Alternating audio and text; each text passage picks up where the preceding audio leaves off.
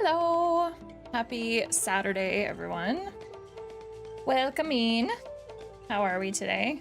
Hope everyone's having a good day. Let me make sure that everything is the way I need it to be. I think so. Yes.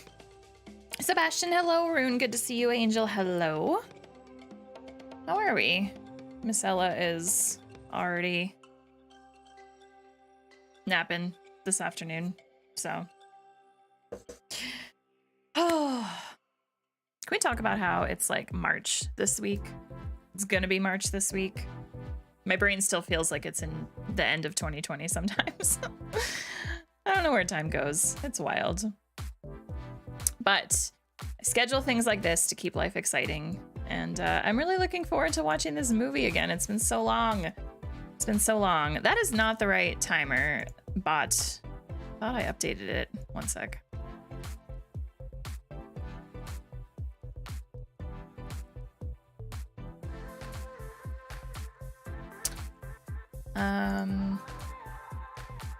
Weird. Okay. We'll fix.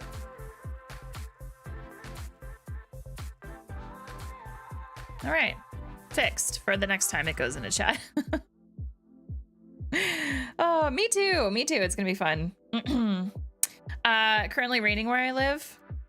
It is, okay, so the last like week here, it's been like minus, I don't know. It's been like negative. It was like negative 30 yesterday. It was like negative 28 the day before, negative 27 the day before that. Like we've been in very much a polar vortex this past week. Anyway, so this morning I let her outside and it's like bright and sunny. It feels so warm. So then I went to go get a coffee and yeah, it's only -6 today, which feels amazing in comparison to yesterday. Literally feels like I could be outside without a jacket. So yeah, good times, good times. Yes, Mandalorian season 3. I will not be starting The Mandalorian still for quite some time. And I obviously have to watch seasons 1 through 2 and then the Book of Boba Fett before I even get to season 3. So I'm going to be muting everything on Twitter, like as many hashtags, phrases as I possibly can to avoid all kinds of spoilers. And I'll have to try and like curate my TikTok feed in such a way because I'm getting a lot of Pedro TikToks lately. So I know that as soon as these episodes drop, people are going to make edits with them. And I just like, I don't know. I'm considering training the algorithm to stop showing me Pedro Pascal TikToks, which will upset me, but I can't risk spoilers. So yeah, we'll see. Anyway, so I went out and got a coffee today and went for a walk and it was lovely because it's so nice. It kind of felt like spring going from -30 to -6. But yeah. So for those of you curious, I am, am I at the halfway? Hang on. I think I'm at the halfway mark of Rebels now, or maybe next episode is going to be, yeah. Okay. The next episode that I have to watch for Rebels is going to be the halfway point through season 2. With the way that I'm putting episodes out for Rebels, I'll be done middle of June. I'll be done Rebels, so that's when I'll be starting The Mandalorian. Is middle of June. Still got a ways to go. Yeah. And then I'll be done Mandalorian and the Book of Boba Fett by September, like second week of September. And then at that point, Ahsoka should hopefully be out. And then the plan is to just go right into Ahsoka. We still don't have firm release dates on that yet. They're just saying late 2023, right? That could mean anything. Late 2023 could be, I feel like, anywhere between September and December.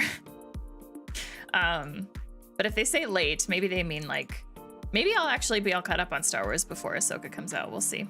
But I'm really excited for that show. 4 to 9 degrees above freezing for a while, and then occasionally seeing around 0 and getting a tiny bit of snow. Nice. Has also been all over the place. Yeah. Loved your Guardians of the Galaxy reaction. Thank you.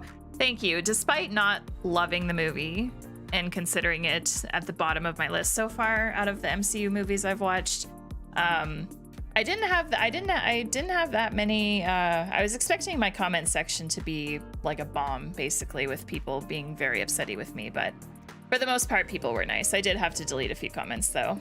But for the most part, people understood. I either had people that like shared that they love the movie so much and they explained why, and I love that because I love people sharing like why they love something. And then I had quite a few people agree with me and kind of say like, yeah, I feel the same way you do. Like, I understand how you feel about this movie because, you know.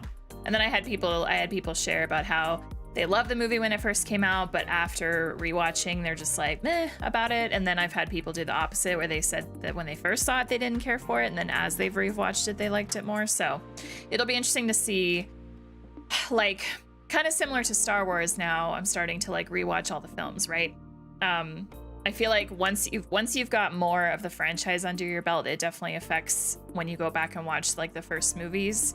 It kind of affects your opinion. It changes things a bit. So I'm sure that's going to happen with all these MCU movies going forward. Like, how I feel about the movies now does not mean I'm still going to feel that way about them moving forward, right? People seem to really latch on to how you feel about something, and they assume that that's always how you're going to feel, and they get like upset with you about it. It's like, bro, chill. It's in the fall, but that's not much more specific. Yeah.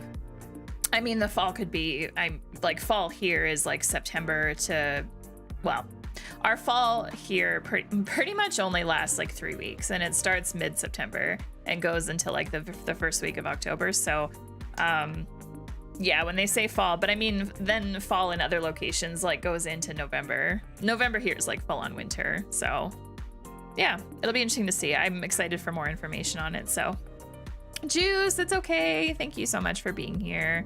It's good to see you. Jake, I see you there. Hello. How are you? Jake, are you excited for the rest of the OC tomorrow? The last 2 episodes? For those of you that don't know, Jake and I, and then our friend Davey, we've been watching the OC for like over a year now. We've been getting together just about every Saturday to watch 2 episodes, usually at a time. We've been slowly making our way through the show, and we're at the final 2 episodes. We're going to be watching it tomorrow, which is very exciting. So it's been so fun rewatching that show because I've seen it multiple times before, but since my last full watch of the show, it's been quite a few years. And there was a lot of stuff that I like forgot about the show, so it's been a good time. It's been Jake and Davey's first watch for both of them. There's just something so like nostalgic and awesome about watching like one of the top shows from the early 2000s, early to mid 2000s. So it's a whole different time. Feels like a whole different time back then, but oh yeah, it's been fun. Also, I wanted to share with you all. I'll definitely be posting. I'll probably post it on my community tab, like the day it happens. But I am getting a photo op with the Hayden Christensen. He is going to be at the Calgary Expo, which is at the end of April. So I decided to take some money out and splurge on that. Gonna do the photo op, and then I'm gonna get an autograph as well. So that'll be super fun. And then if I was made of money, I would also, David Harbour is also gonna be there, and Gwendolyn Christie, and there's gonna be voice actors there too, but they haven't released like the list of voice actors, so I don't know exactly who's gonna be there for VAs, but yeah, I'm excited. I'm very excited. I purchased a print specifically for him to sign because I was thinking, I'm like, what could I get Hayden to sign for me? And I really don't have anything. Like, I want him to sign something that like makes sense for him to sign, right? I was thinking of getting him to sign like my Ahsoka novel that's on my shelf back there. But then I was like, well, it's not really like, he didn't, he wasn't in the Clone Wars. He didn't voice Anakin in the Clone Wars. So like getting him to sign an Ahsoka novel just doesn't feel quite right. Anyway, so I ordered a print. It got here like two or 3 days ago. I ordered a print, an art print off Etsy, and it has like, it's a blend of like Kid Anakin, Revenge of the Sith Anakin, and then Darth Vader. It's like all in one. So I'll get him to sign that. You have to get him to sign a Vader helmet with a white pen. And David, if you want to purchase me a Vader helmet, I will absolutely get him to sign a Vader helmet. But I'm not personally spending the money to get a Vader helmet. So Brian, hello, good to see you. Welcoming.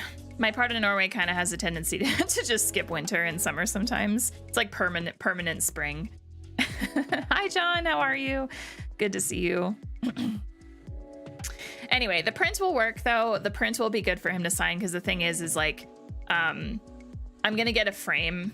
I might even get a frame that day. Like, you know, we're gonna be at the convention.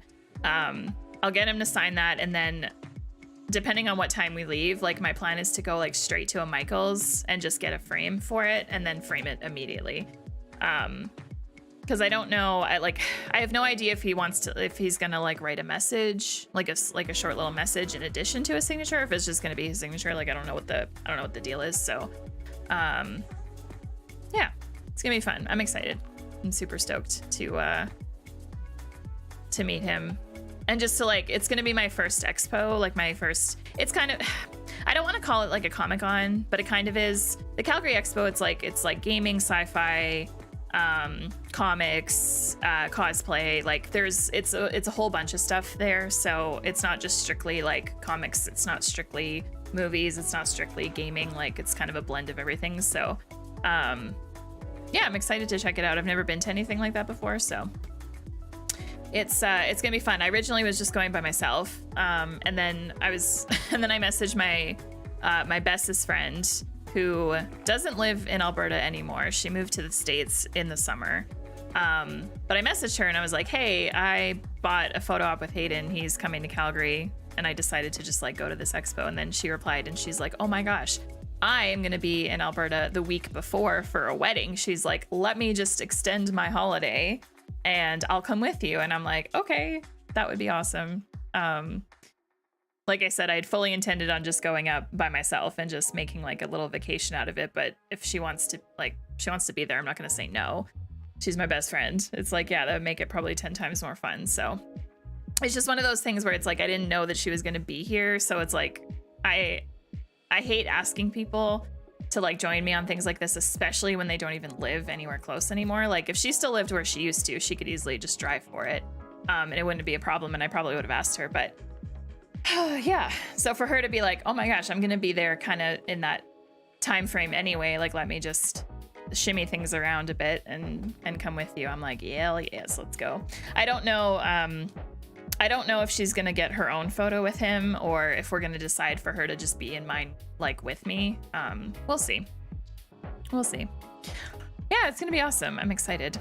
How long till you go? Oh, the Comic-Con or the Calgary Expo is at the end of April. It's April 27th to 30th, I think. Yeah, 27th through 30th. 27th is a Thursday, so it's the Thursday, Friday, Saturday, Sunday. Yeah, but Hayden's only there on the Saturday. He's just the one day guy.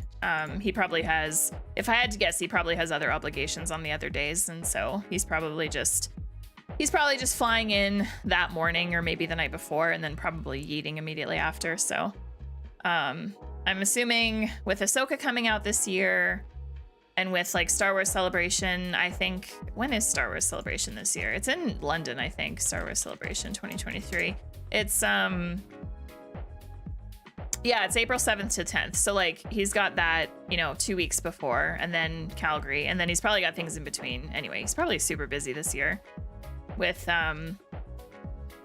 just with everything that's going on Star Wars wise. So is your friend a Star Wars fan too? Yeah, she's been it's weird. So she's been a much longer fan than I have. Like she watched the prequels because the prequels came out when we were kids. So she's been very into Star Wars for much longer than me, and Darth Vader's her favorite character. Like she loves Anakin Vader. Her vehicle has like one of those touch screens on the dash, and like her background has always been Darth Vader for it. Like ever since she bought it, she's owned her vehicle for over 10 years and it's always been like Darth Vader in the vehicle. Anyway, so she's always been like very, very much a fan of Star Wars. However, in saying that, she has never watched any of the shows. So she's never watched Clone Wars, she's never watched Rebels, she's never watched like Andor, Obi-Wan Kenobi, like none of this. And so now I am the friend that's trying. Like she tried to get me into Star Wars a long time ago, and I just had no interest back then. And now the cards have flipped, and now I'm trying to get her to watch like Clone Wars and Rebels and like Obi-Wan Kenobi, Andor. I'm like, please, you gotta, Tales of the Jedi. I'm like, you gotta watch this stuff. And she's just like, and then she laughed the one time we were talking about this. She's like, you've become a much larger fan than me. And I'm like, I just want to consume all the things. And I told her too, I said, with Anakin being your favorite, I'm like, you gotta watch Clone Wars at least. And so I told her if she didn't want to commit to like all the episodes, because it is a lot, I did send her like the essential list, and I said, here you go. Like, you could watch these. It's like half the episodes. You get, well, it's less than half actually. I'm like, you get a good understanding of things just by watching these, but I'm like, you gotta watch some of it. So anyway, yeah, it is, Angel. It's in London, isn't it? In London? I just had this up. It's in, yeah, it's Excel London, England, April 7th to 10th. And did you guys see that apparently Star Wars Celebration is not happening in 2024? I saw it on Twitter and I was very surprised by that. I just assumed that this was something that happened every single year, but I guess not. Anyway, maybe one day I'll go to a Star Wars Celebration, but it's not on my list of things to do. I feel like I'd rather go to something that has like a bunch of stuff in it and not just Star Wars, but maybe that's just me. So. Yes, Jake, a few days. Yes.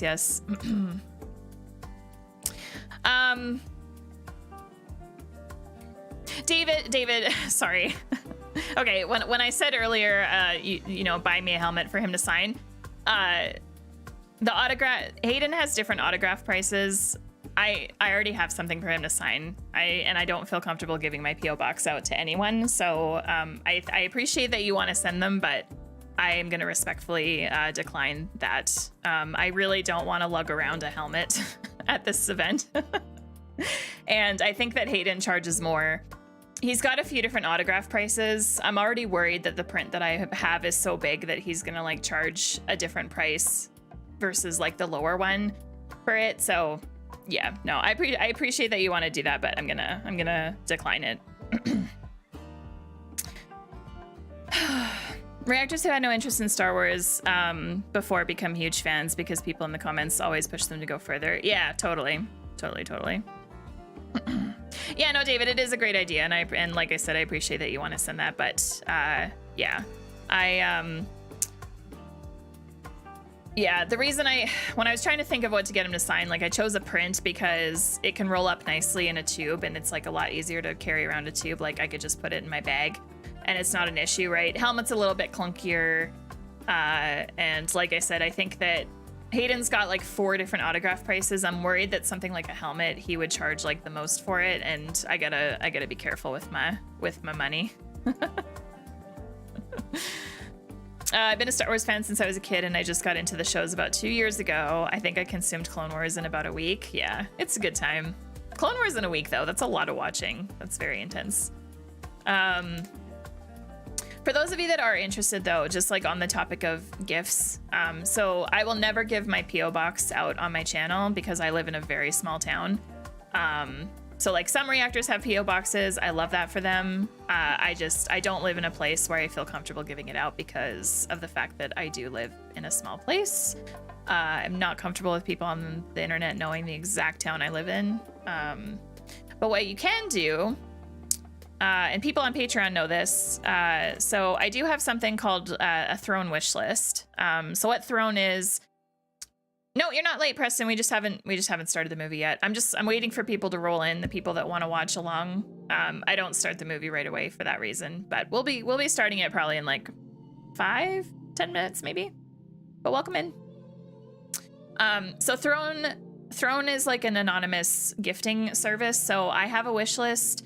If anyone ever wants to like purchase things for me, this is the way to do it. Because it allows you to not have to share your address with me. You don't get to see my address, but it's still a way for you to be able to gift stuff. So quite a few folks on Patreon have gotten me gifts over the past few months, which has been so kind of them. The lightsaber that you can't see right now, but my lightsaber that's like sitting up there, That was like a combined effort between a few different people that was done through Throne. And then the nice thing with Throne too is that you can suggest a gift. So David, if you like really wanted to get me a Vader helmet, not just for like Hayden to sign, but if you just wanted me to have one, like you could suggest it through my wish list. And then if I accept it, then you'll get notified that it's now on there. And then it's something that can be purchased. So yeah, Throne is very popular in the Twitch space with a lot of like other Twitch streamers that are friends of mine. We like Throne because they've got like integration with Twitch. So like alerts can pop up on your stream and you can have like gold bars and stuff for certain gifts. But it just keeps that anonymous part. It's just really nice. Cause like I said, I don't ever want to, put my PO box on my channel. The other reason too is hate mail. I just would rather not get any of that. It blows my mind that people will literally put the effort in to like type up or write up a letter to send that's just filled with hate and insults, but people do that. And I would just rather not receive that. So that's another reason why I do not want to give my PO box out to anyone here on the YouTubes. So yeah, we're just gonna keep things positive and happy. Me and my sister, we rewatched all the Star Wars because she wasn't a fan of Star Wars, but now she's a fan. Yeah.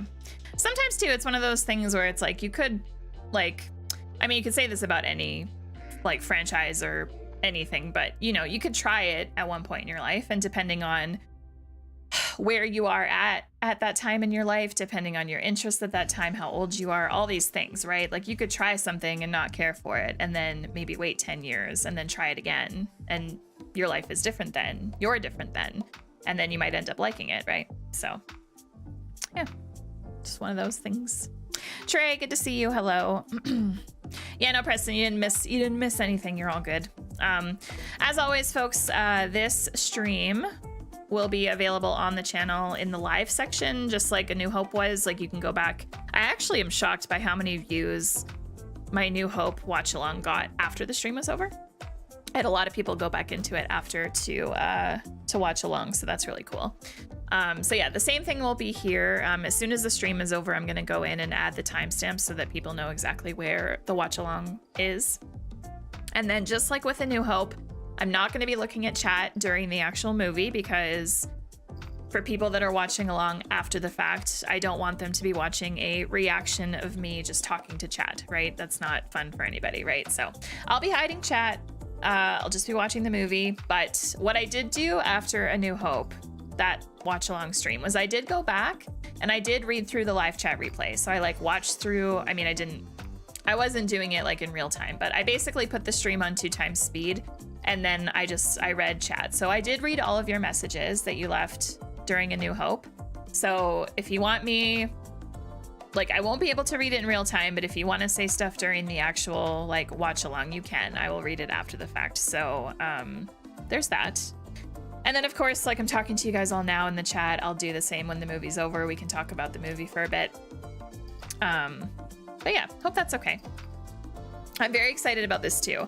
I have not watched The Empire Strikes Back since it would have been over a year ago now. I think I would have watched it, yeah, it would have been February, like the beginning of February when I watched Empire Strikes Back last year. So it's been over a year.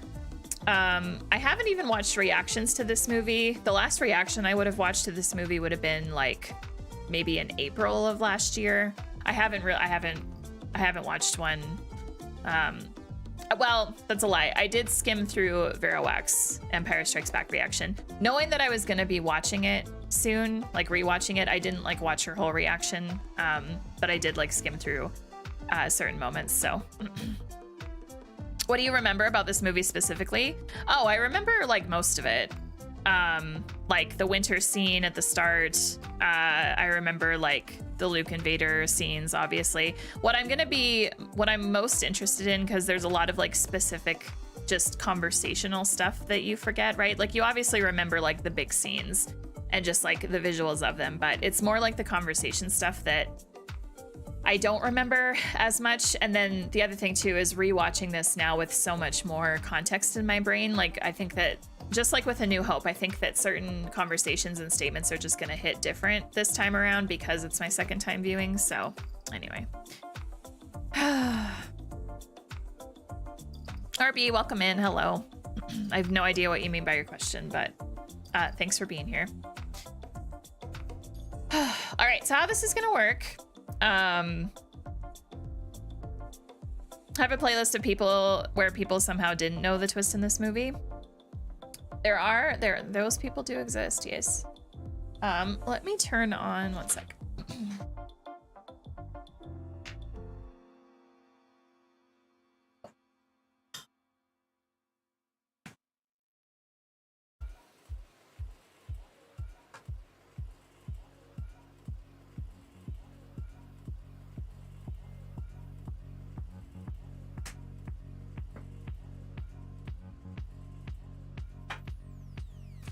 Just needed another light on.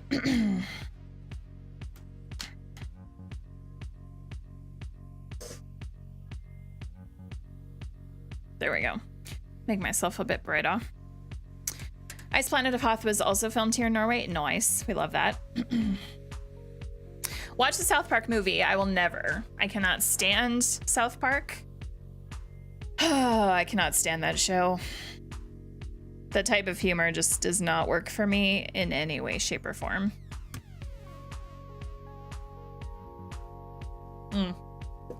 Definitely going to reheat that before we start. Which, you know what? I should do that right now. I will leave you with Ella for a little bit.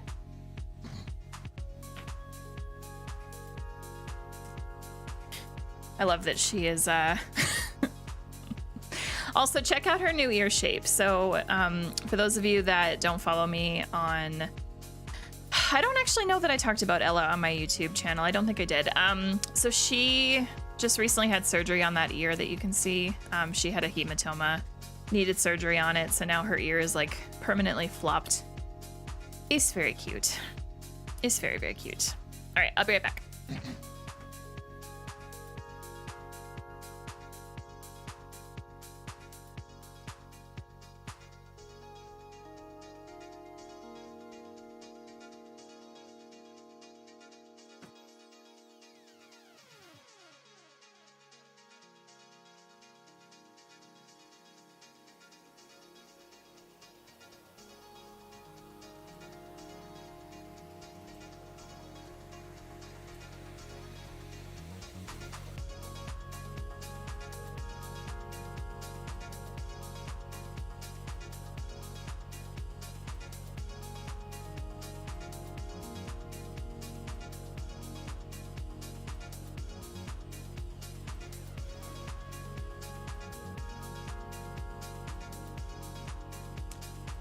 She is big chillin' today.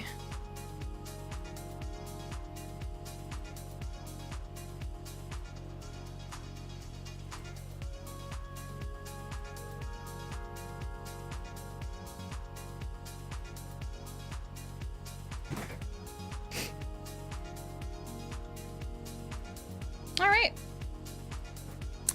I am ready to go if you guys are, so there's the video. So I'll press play. We'll do a countdown as always. I'm actually gonna hide. Gotta hide Miss Ella now. All right, so how this will work is I'll do a countdown from 5, 4, 3, 2, 1. And hold on, I just gotta move that out of the way. There we go. As soon as I press play, a timer will appear up in this corner, and then I'll leave the screen up. Like, I won't cover the movie until the scrolling text starts, just to give you guys syncing time. And then once the scrolling text starts, this will then go over top of the movie, because for copyright purposes, I obviously cannot show the movie. But you will be able to see a little bit of the scene on either side, and that should be enough for you to see if you're synced up or not. So, yeah, that is how it will work. And then, of course, you will not be able to hear the movie audio at all, because copyright will easily flag like 10 seconds of audio, so I cannot risk that. All right, give me a thumbs up in chat if you are ready to go. I am watching the movie on Disney Plus today, so if you're also watching on Disney Plus, then we should be synced up right from the get-go, but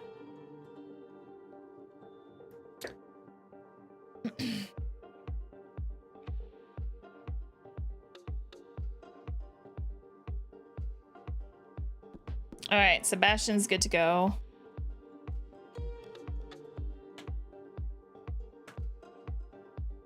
Anyone else?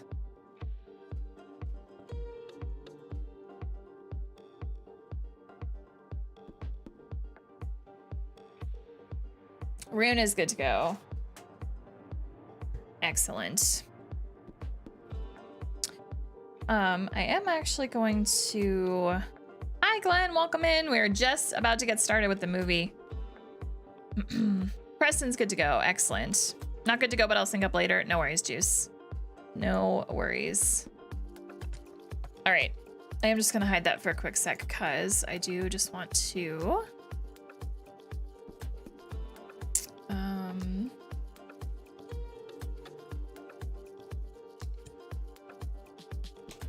Just gonna change that one timer so it doesn't post.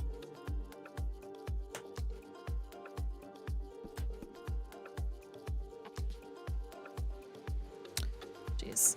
All right. Hey Zal, how's it going? We are just about to it is Star Wars Day here, Preston. Jaws, no, we're literally about to get started. We are literally just starting the movie. You did not miss anything. I've only been live for 37 minutes. It's not the Star Wars Day, but it is a Star Wars Day. It is the KL Star Wars Day on the channel. Yes. Every day is Star Wars Day, especially when you're watching Star Wars. I would agree with that. All right. Once again, I'm watching on Disney Plus, so from the moment that I press play, you should all be synced up too. Let me stop the music. All right, I'm gonna do the countdown here right away. Once again, counting down from 5, and then I will be hiding chat. I'll be popping you all out and minimizing you. So I will once again read your messages after the stream is over. I like going back into the stream and I'll catch up on all your messages during the actual movie. So feel free to talk amongst yourselves. Feel free to type things that you want me to read about a scene later on. Yeah, Juice, timer will start as soon as I press play. Yeah, so feel free to do that. Just know that I will not be seeing your messages in real time during the actual movie. So, all right, I'm ready to go. So I'm going to minimize you all. Goodbye. And here we are. All right, counting down. 5, 4, 3, 2, 1, play.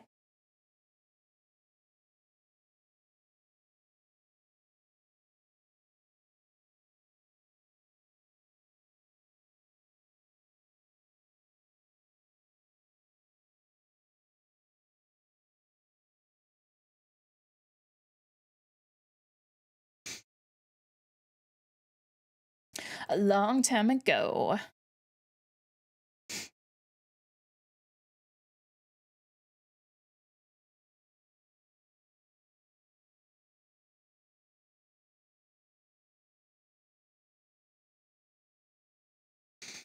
All right, I'm gonna leave the visuals up for like 3 more seconds.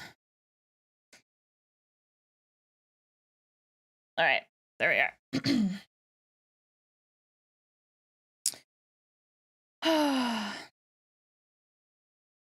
It is a dark time for the rebellion.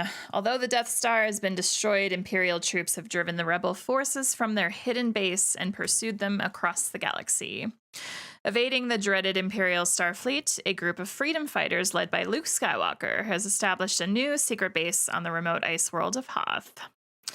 The evil Lord Darth Vader, obsessed with finding young Skywalker, has dispatched thousands of remote probes into the far reaches of space.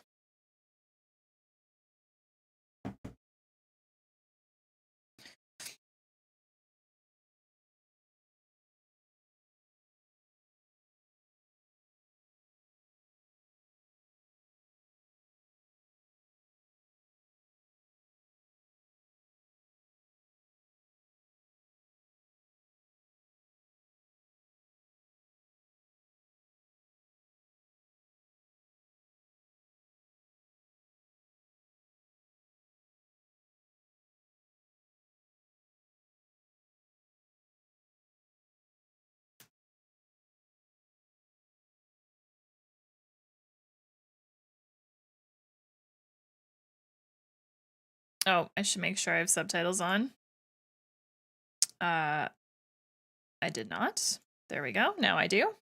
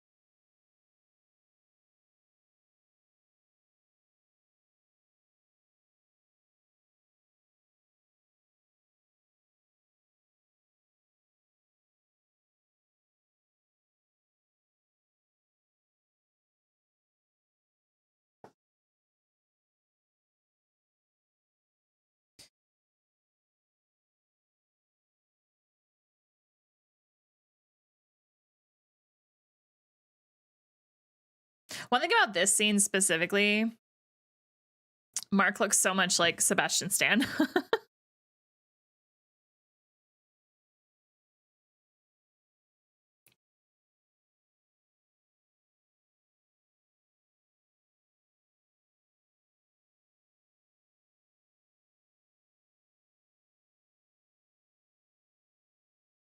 I've been getting a lot of Sebastian Stan TikToks on my feed lately, so I've been seeing his face a lot.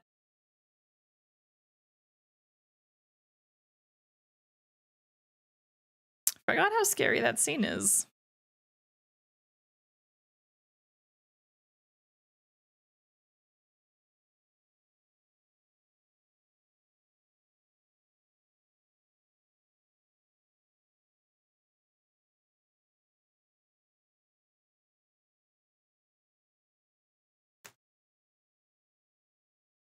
Also, I know I'll say this at the end of the movie and the end of the stream, but thank you for joining me today for this watch along. I appreciate you.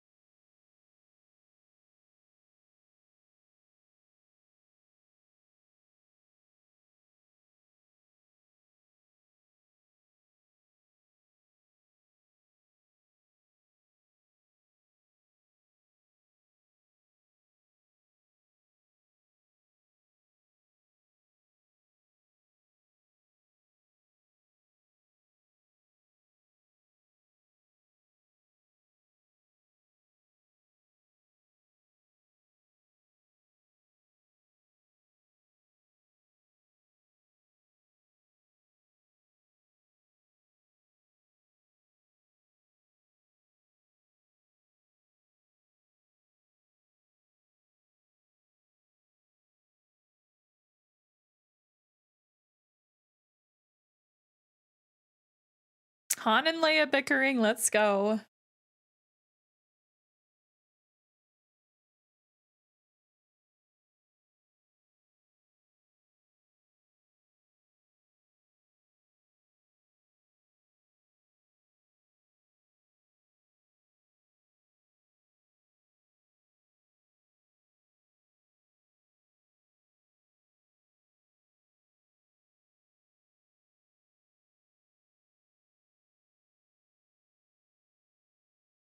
Han's like, just tell me that you like me.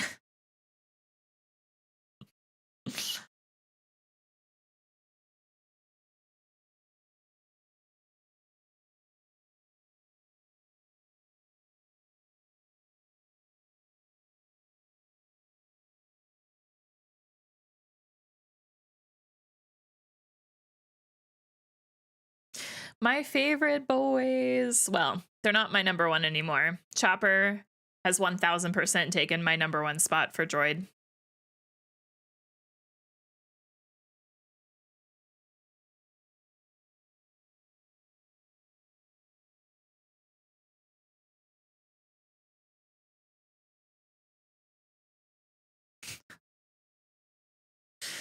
I just I just had the thought about how awkward it must be acting with 3PO.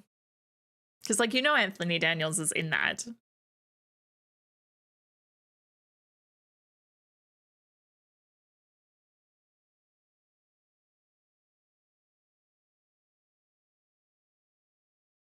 3PO, always caring about Master Luke.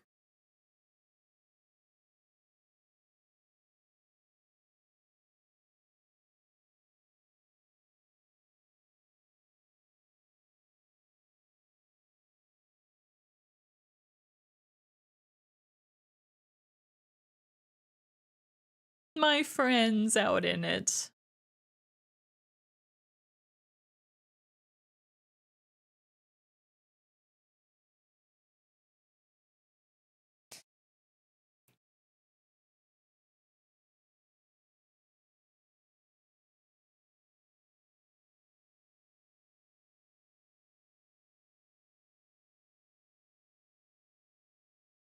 Oh man, poor Luke.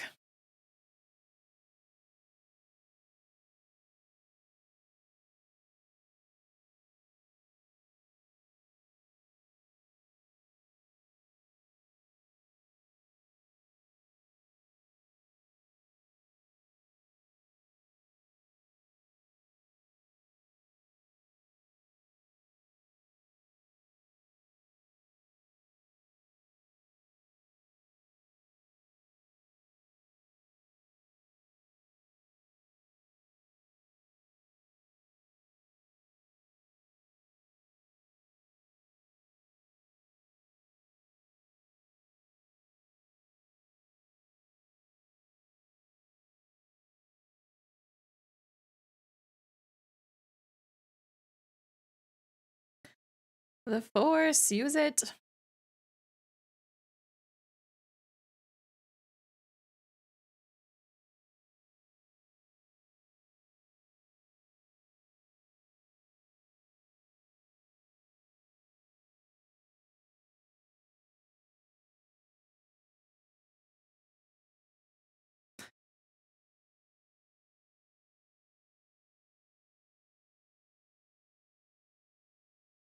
I like how the lightsaber made the sound of it going back down, but it didn't visually.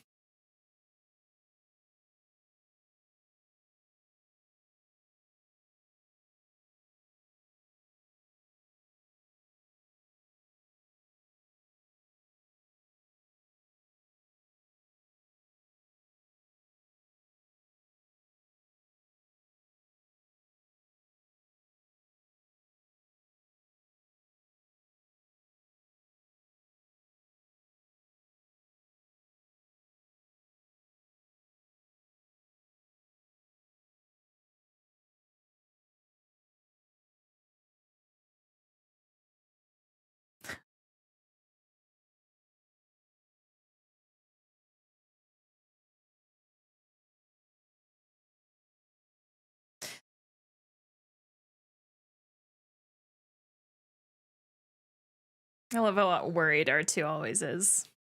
Best droid. I wonder how cold it is here.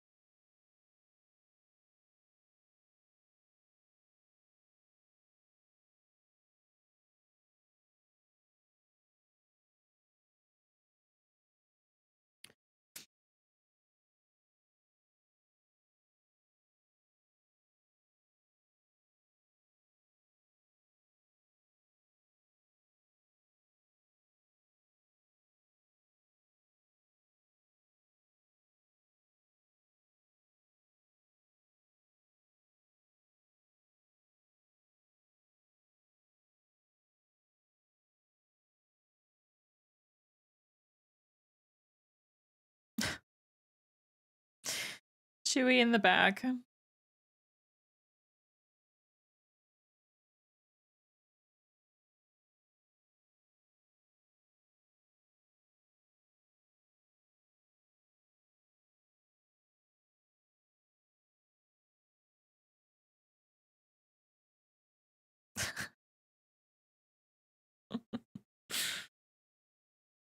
Has he, or are you just talking about yourself?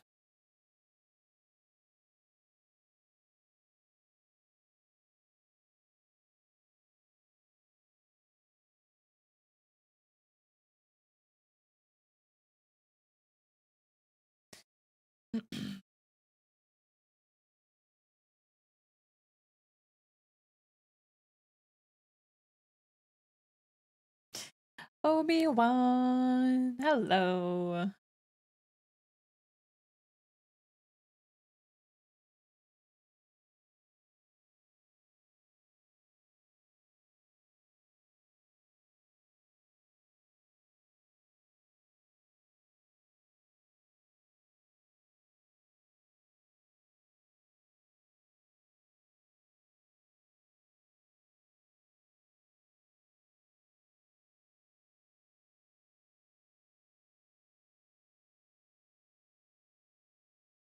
I just realized how like abrupt that is when Obi-Wan shows up. Not even like a hello or a how's it going, just you need to do this now.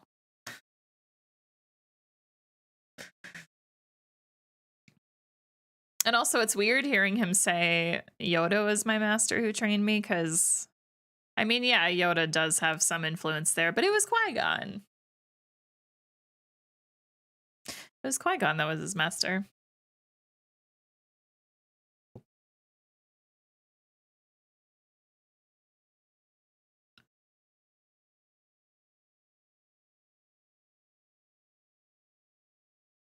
Yeah, that's still not any less gross than it was the first time I saw that.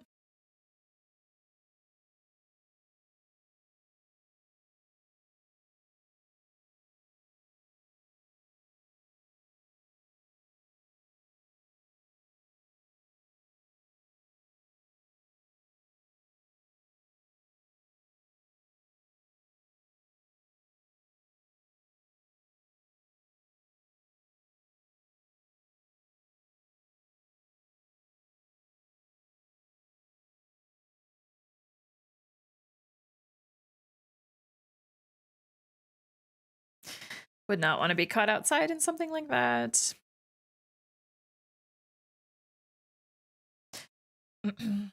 Obviously, I can't see your answers now, but for later. Does anyone else love those videos on YouTube where people build like winter survival shelters and stuff just with nature and like branches and trees and stuff? I love watching videos like that, knowing that I myself will never be able to do that. But I love igloo building videos and like just natural shelter builds.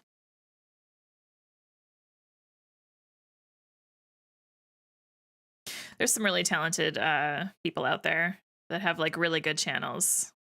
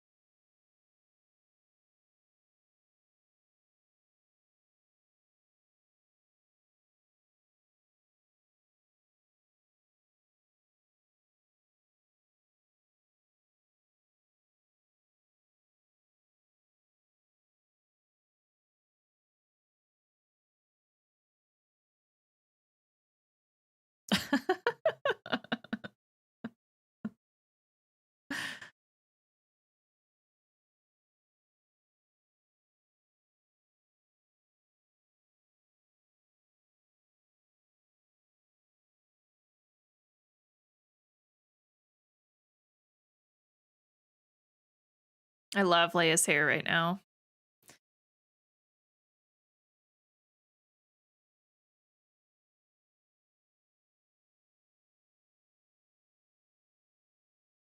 Oh, I remember. I remember what's coming up.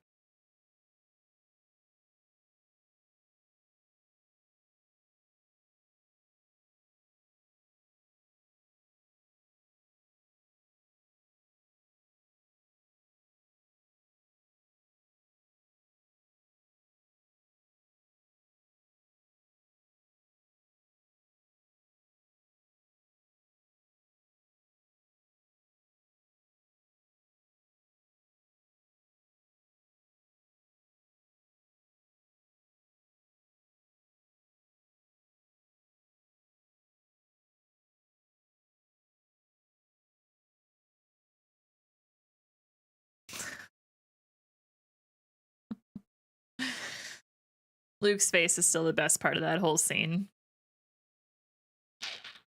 Just a little awkward in hindsight for everyone.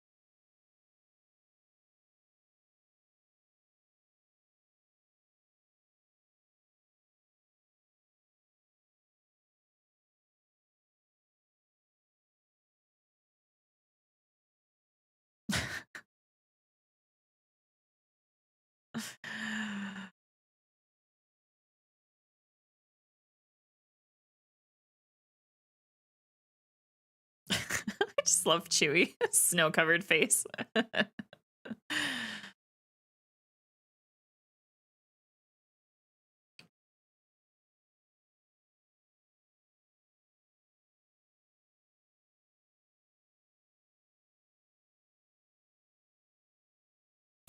Ba-da-dum, bum, ba-da-dum, ba-da-da-da-dum.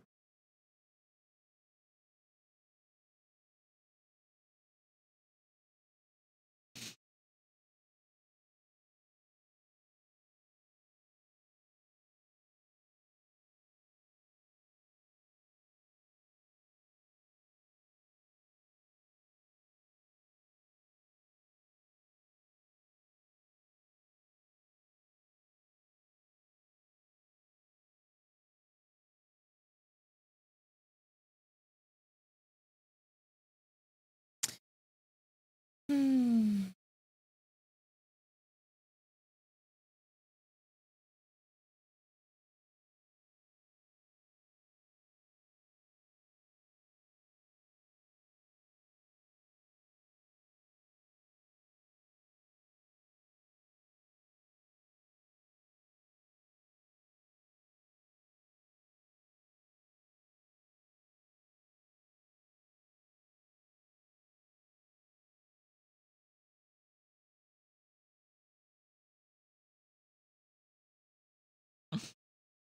Don't argue with him.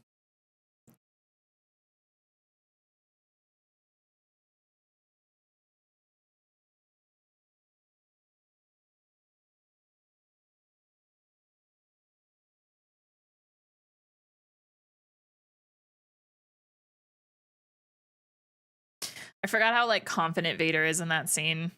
That's it. That's them. We gotta go.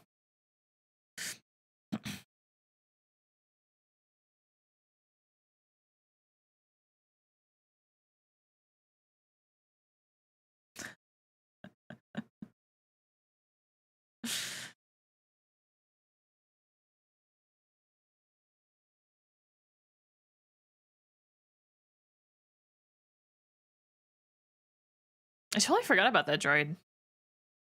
Talking to Luke there. Oh, I love that Chewie hug. So good.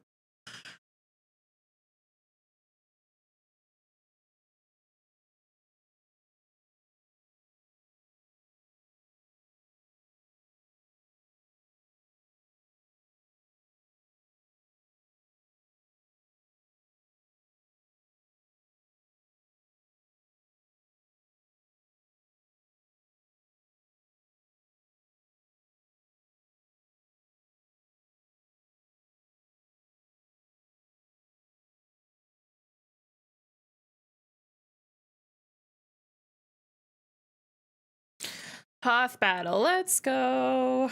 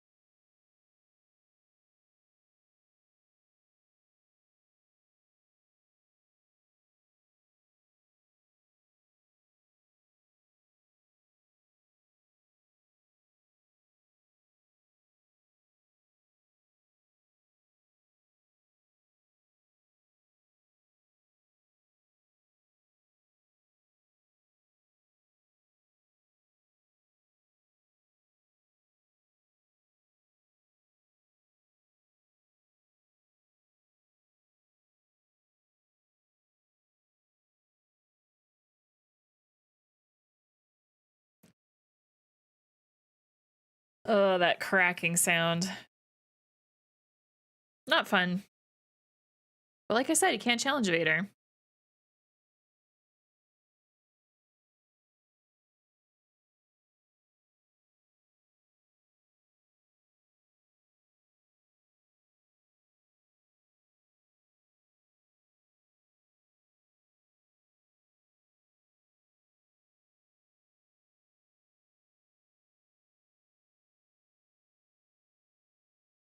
Thanks, Leia.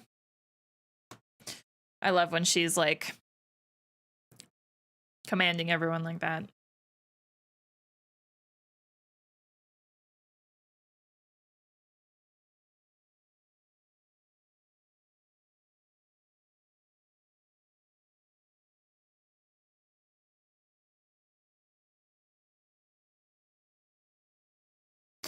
All right, here we go.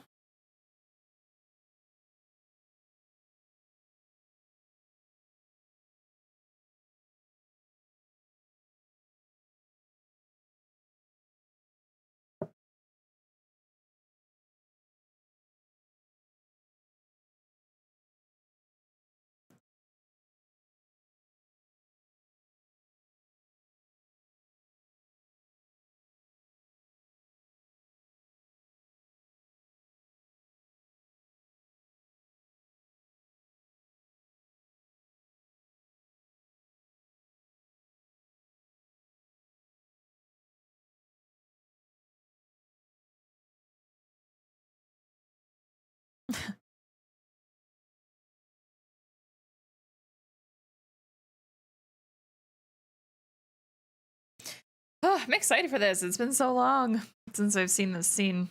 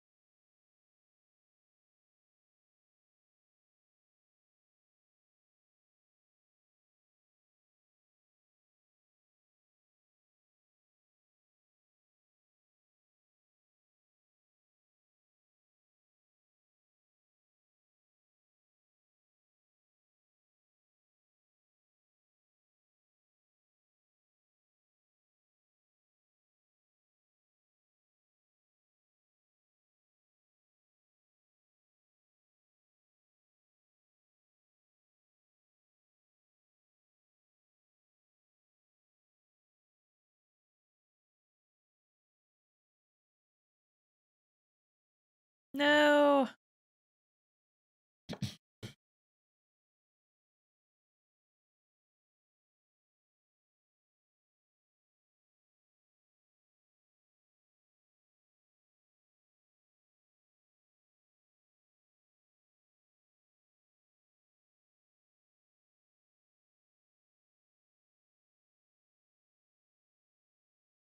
This hologram of Vader. Oh, it looks so. I don't know what the word is to describe it. It looks. I don't know.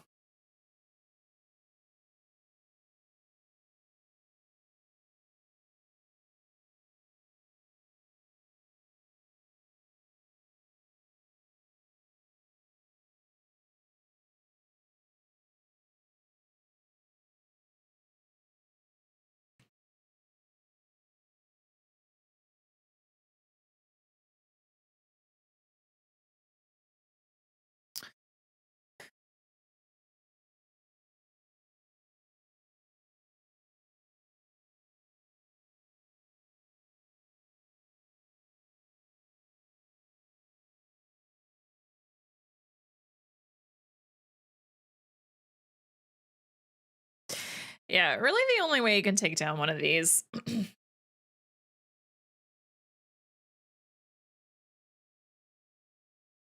I forgot they did that. Sick.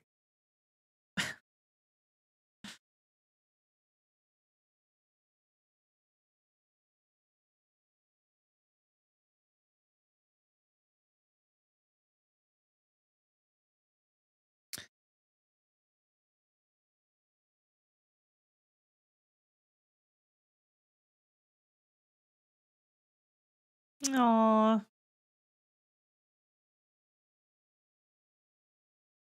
Thanks, 3PO.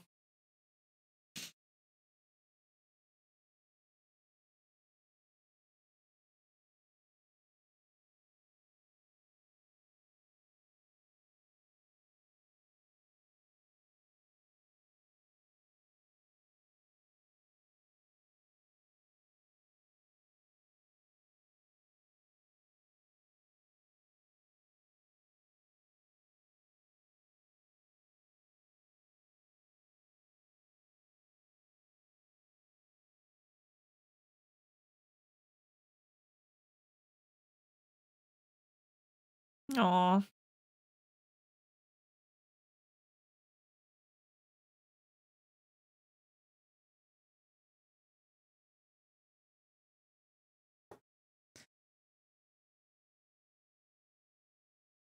Uh, even when you know it's coming, it's like still sucks.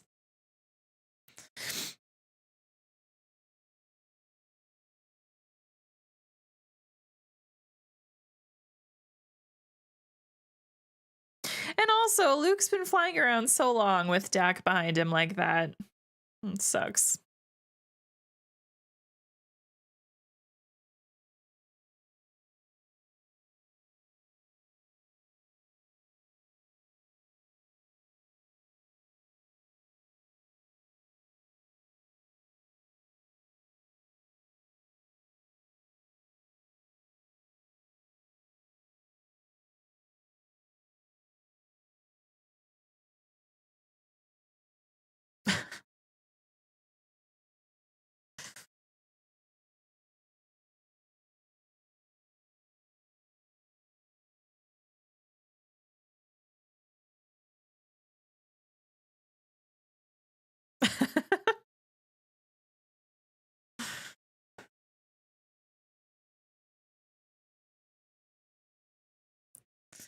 Han's like, we gotta go.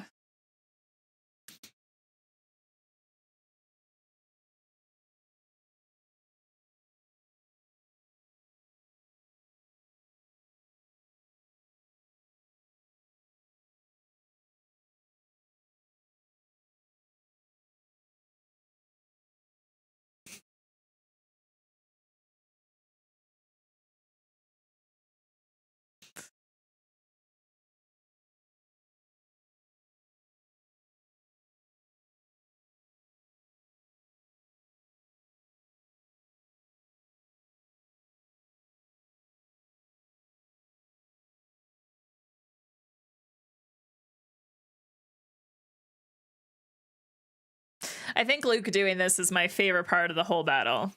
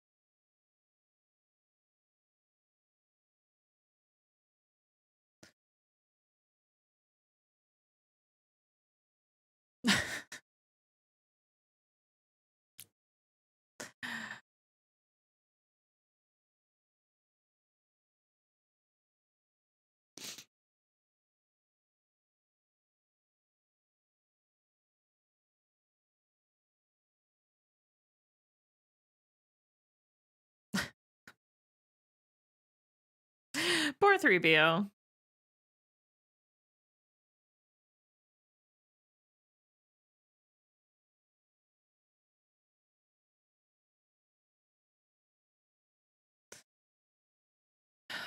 I don't like the look of these stormtroopers.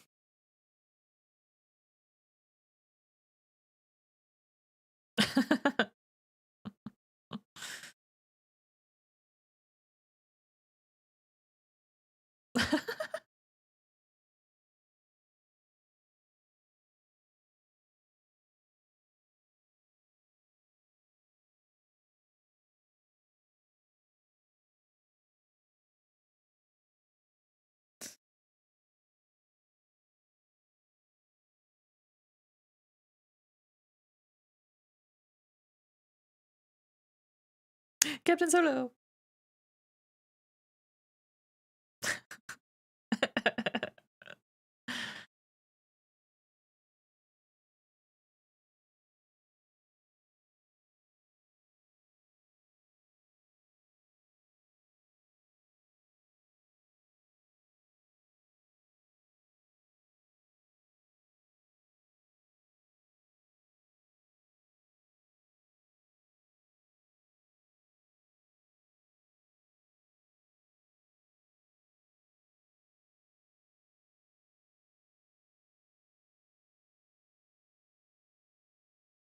Little too late, Vader. Nice try, though.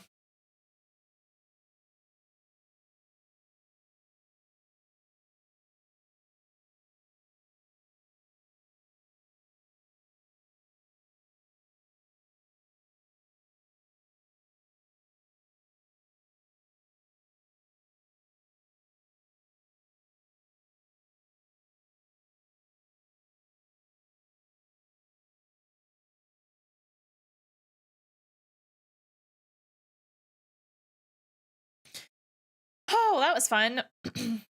Just as fun as I remembered. And now, Dagobah.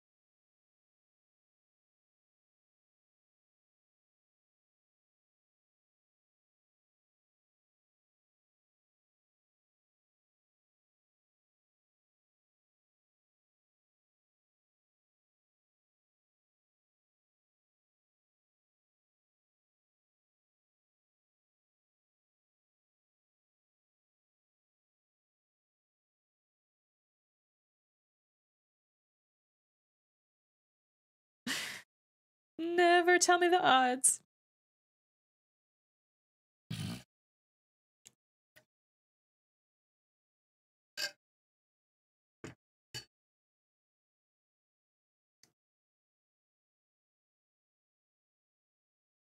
Also, can we just talk about how fast these asteroids are moving, though?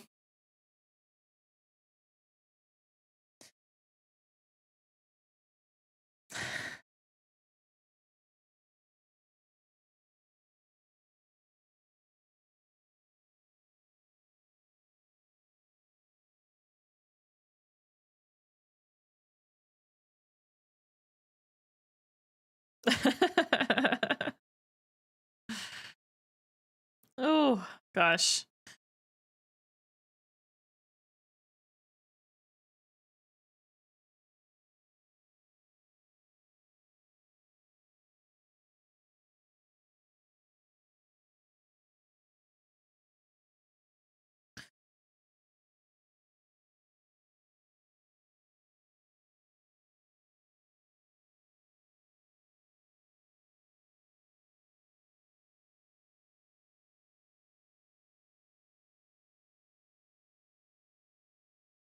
Leia's like, I don't know.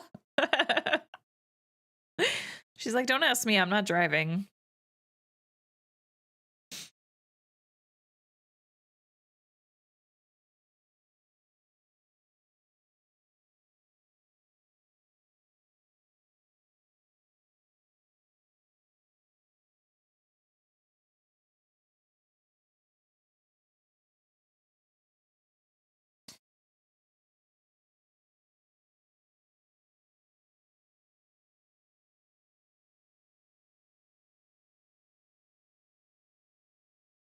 Sure is.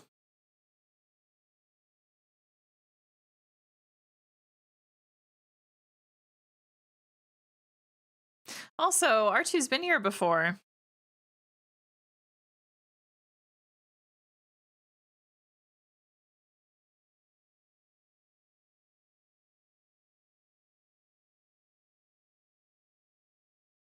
If you all didn't see, yesterday I put out my Clone Wars review video of season 6 and the first 2 arcs of season 7.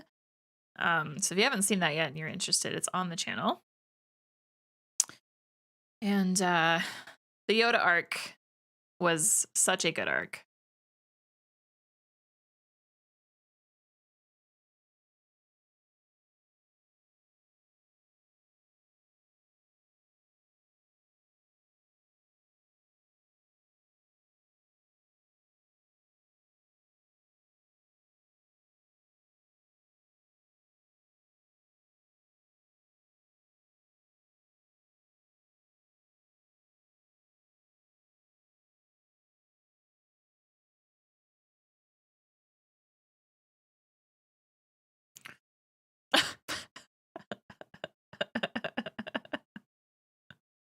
Poor R2.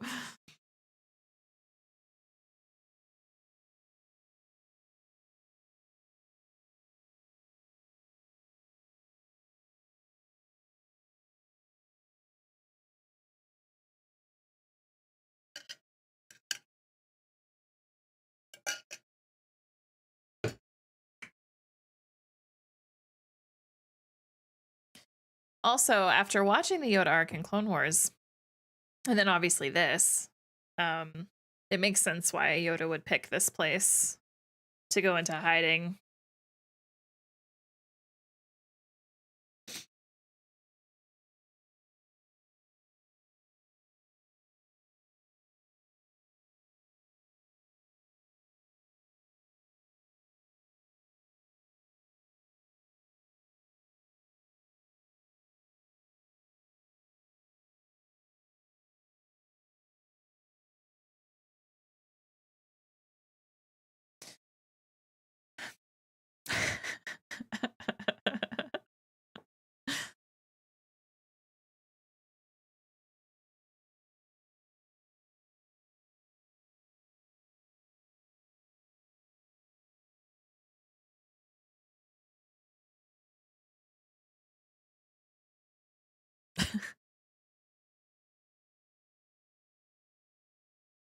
I never thought of R2 as being heavy, but the way that Luke like struggles to tip him back over right side up makes me think that R2 is a heavy droid.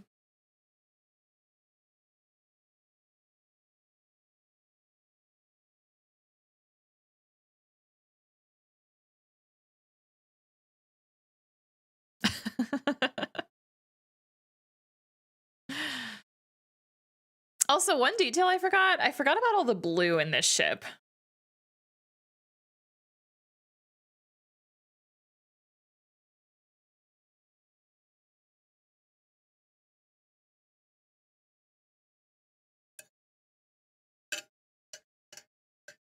Yeah, first glimpse of Vaderhead.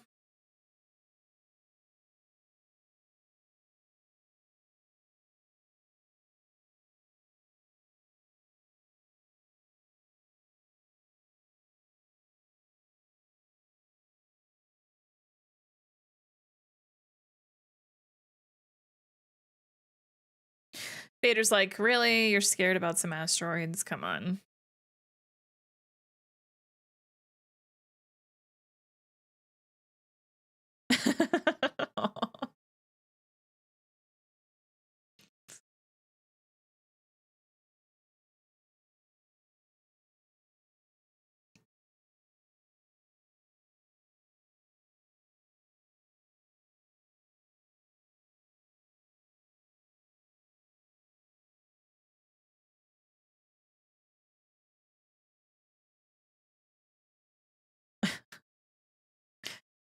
I think what 3PO means is he doesn't understand Han Solo's behavior.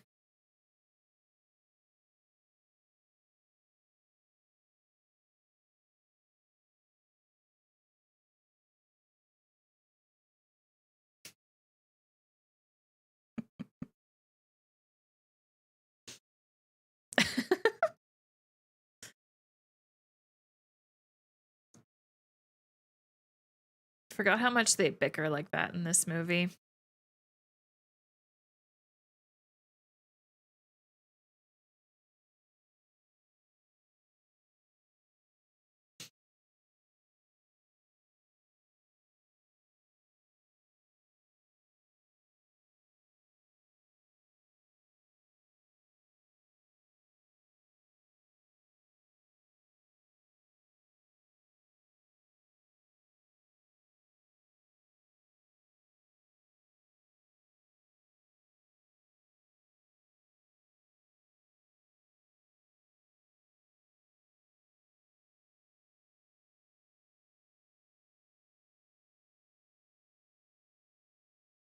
Oh, he exists, all right.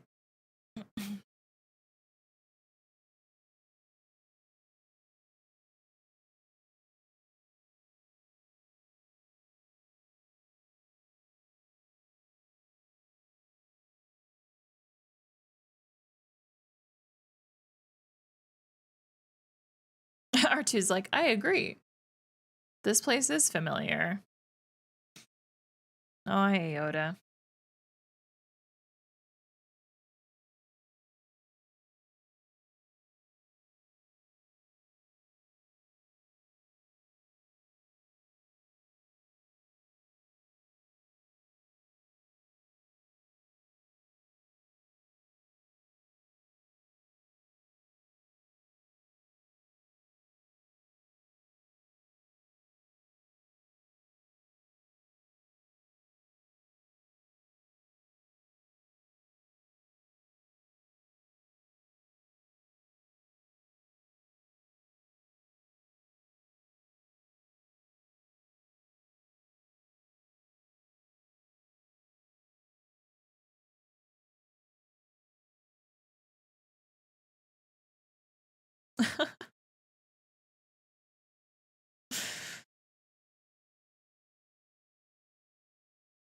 Yoda's so sassy when we first meet him. Goodness.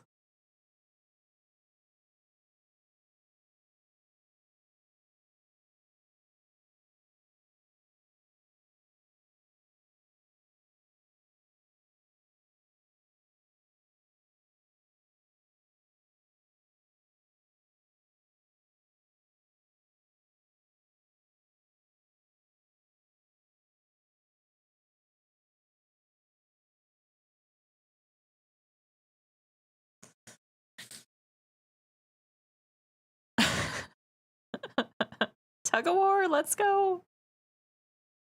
The best fight in all of Star Wars.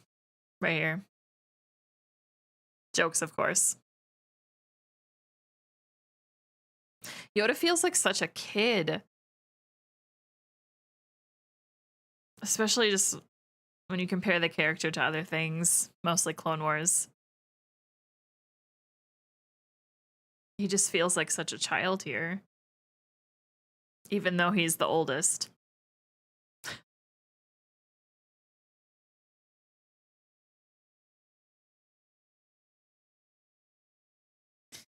For those of you that follow me on Twitter, you probably would have seen this. If you don't follow me on Twitter, I tweeted a little bit ago. It was at the beginning of January.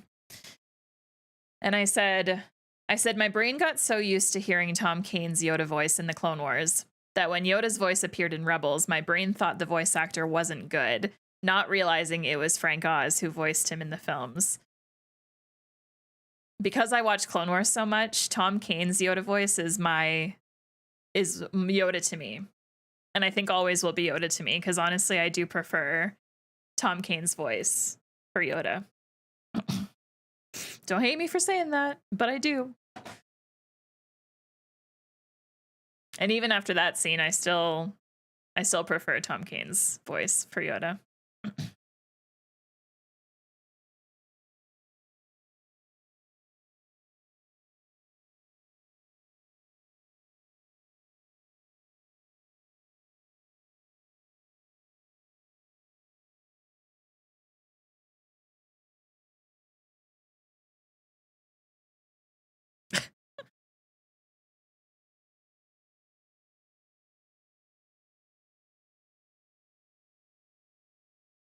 Yeah, see, calling her Leia is not hard, and it sounds better.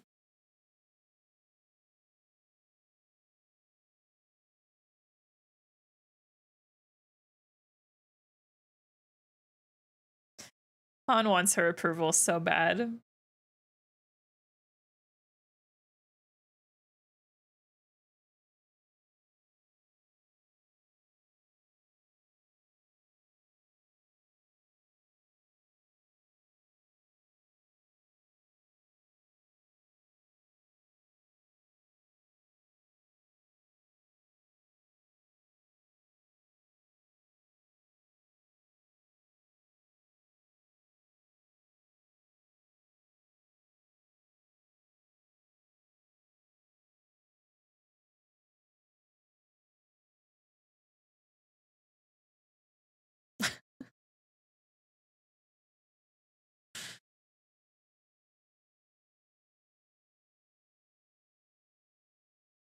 Cute scene.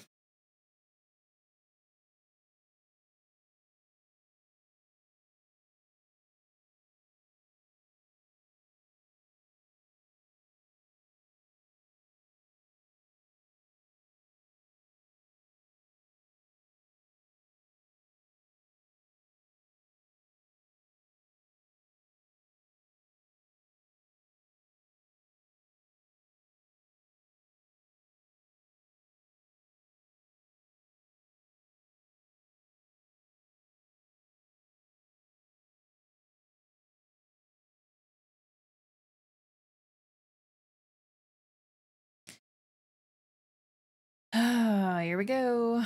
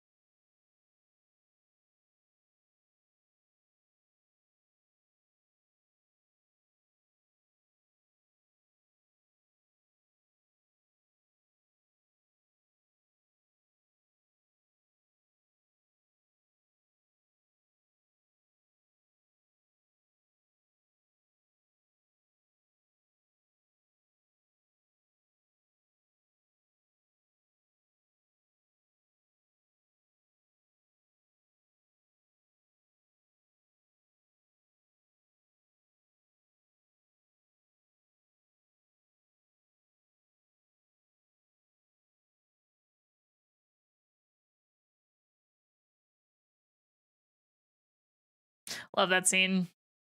Love, love, love, love, love that scene.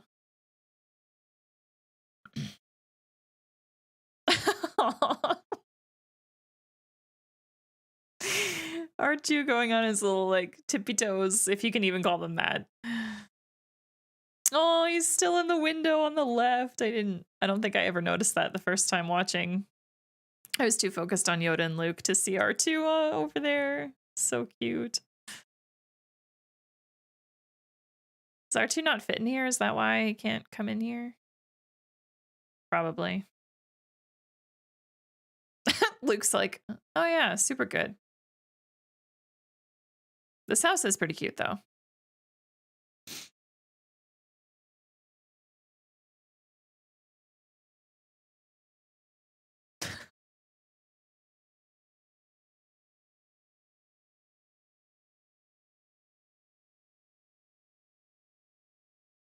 Man, I feel like my experience with the Clone Wars and how much I love that show has like ruined how I feel about Yoda in this movie.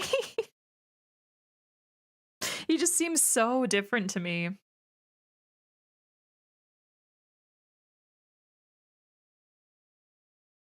You've literally known him for 3 minutes, Yoda.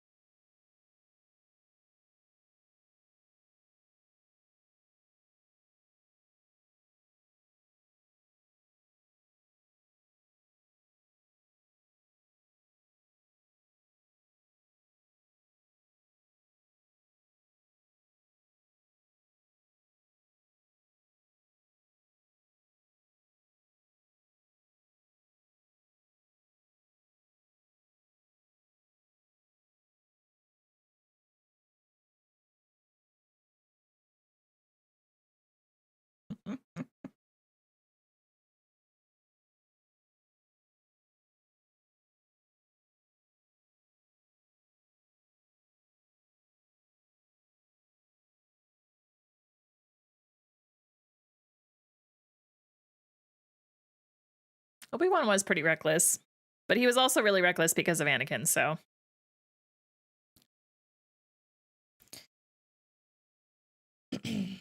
Anakin really pushed that recklessness because he didn't really.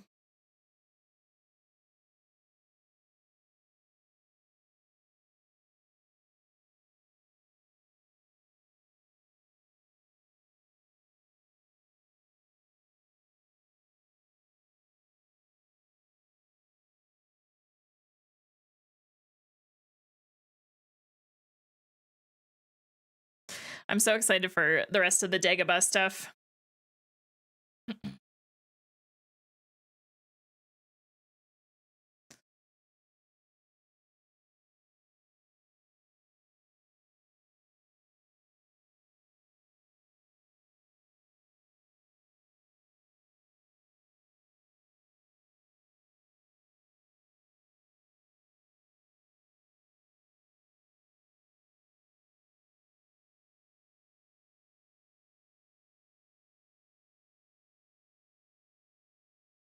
Those things look so gross. I forgot. Han and Chewie's like sunglasses things, whatever they were wearing. So funny. Yes.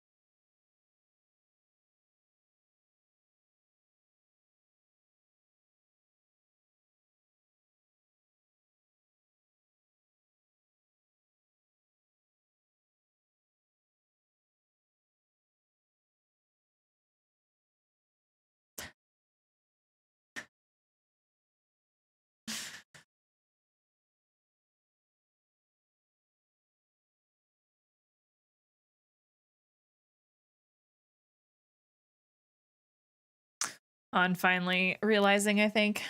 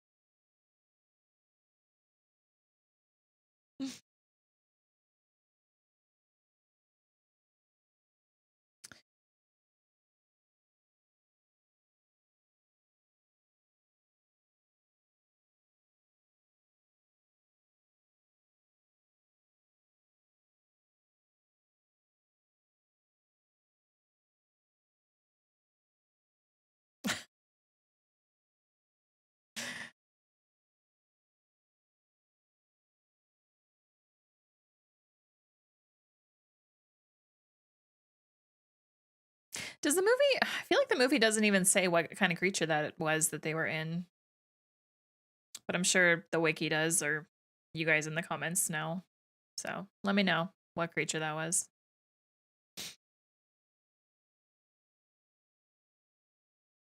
That flip Luke just did was awesome.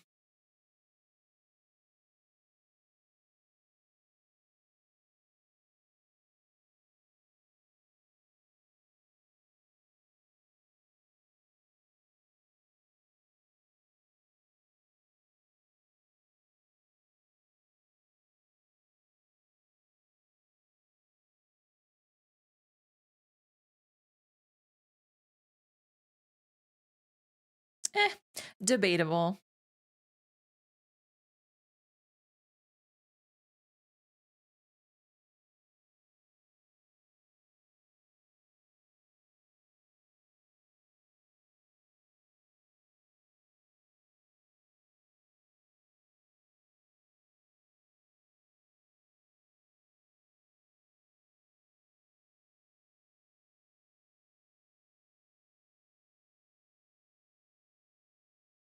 Yoda's such a tease here.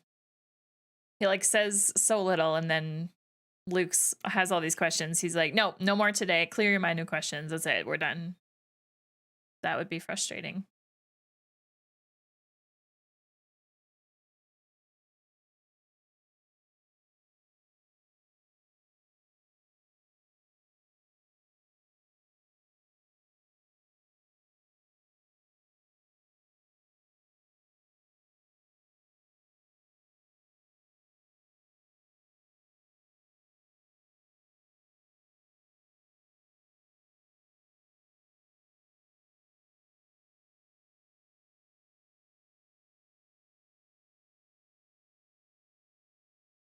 Also, I love how Yoda just said, "We're done for today," and then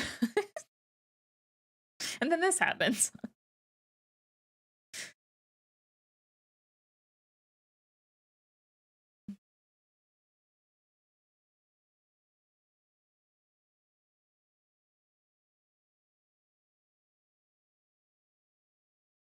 I remember being confused by this scene that's coming up in my first time watching the movie. So I'm interested to what, like, I mean, obviously I'm going to be watching it right now, but I'm excited for this just because it'll actually make sense this time around.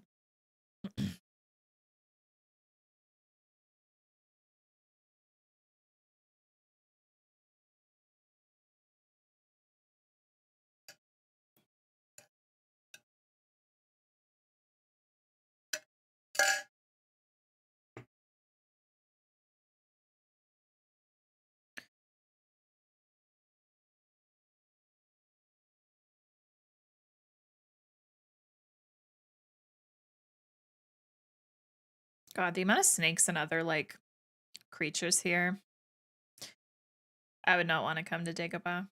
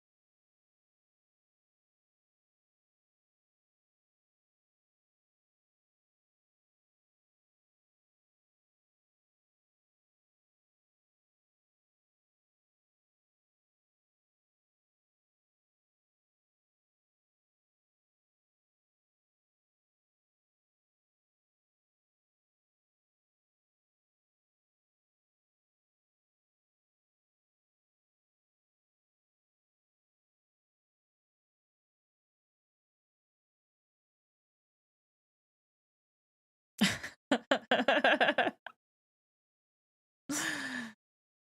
feel like R2 might have almost been like, hey, old pal. Hey, buddy. Long time no see.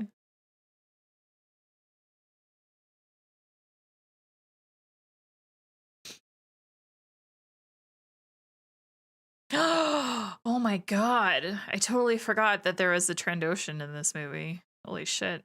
I mean, obviously at the time I had no idea what creature that was.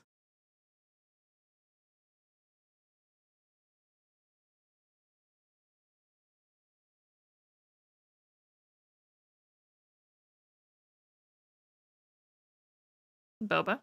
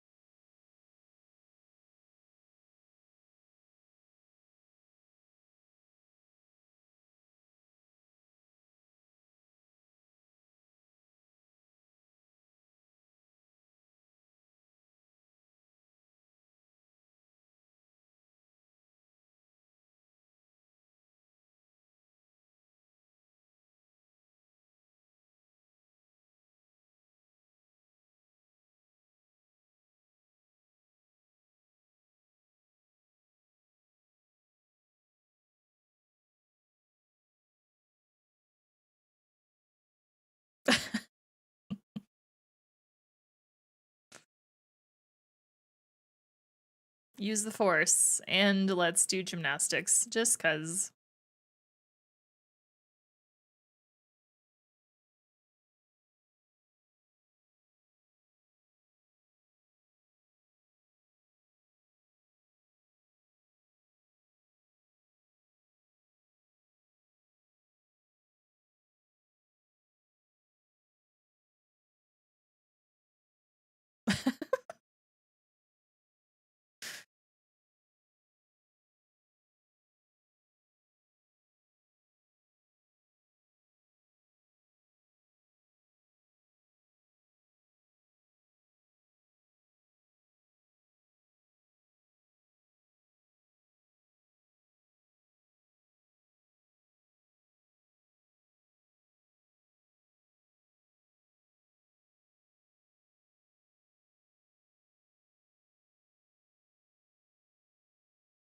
Yeah, but no.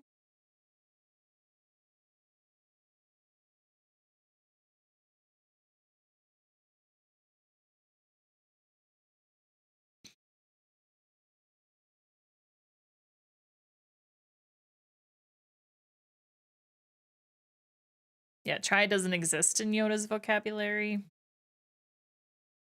It's black and white. Yes or no. Do not.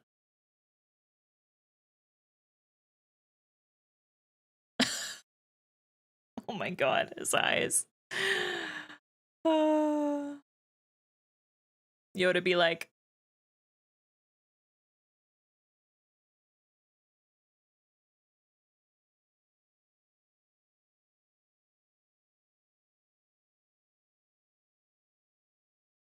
it's okay, Luke. Yoda will show you what's up.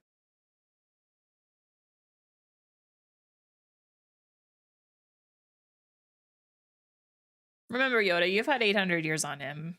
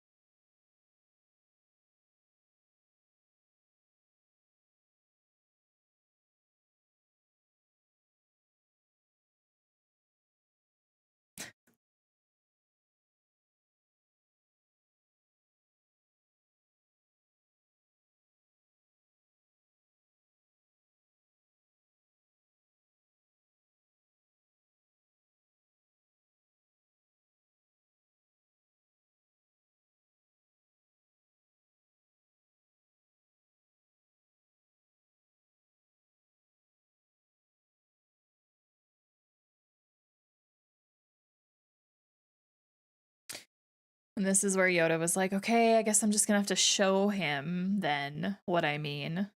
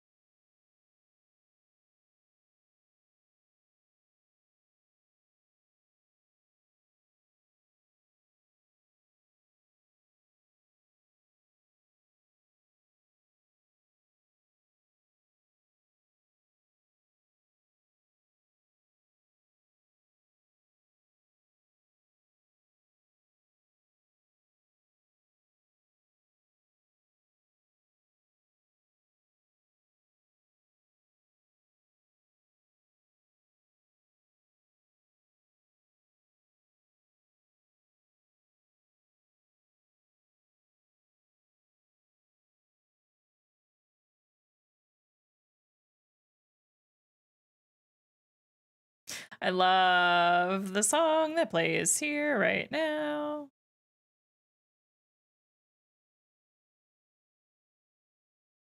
When I heard it in that one Clone Wars episode, I was like, it was so fun.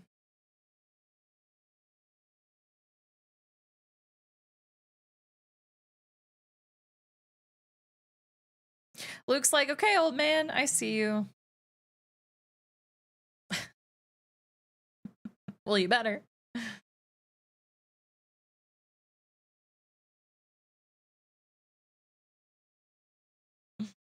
Good moment. Good moment in the movie. Oh boy.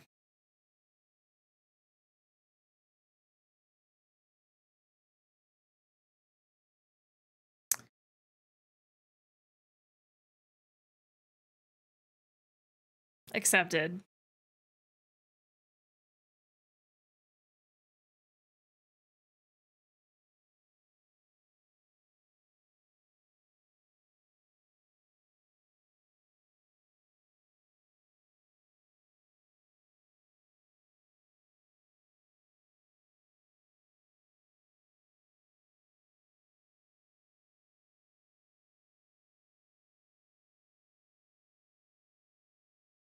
Weirdly, I miss Tarkin, I won't lie.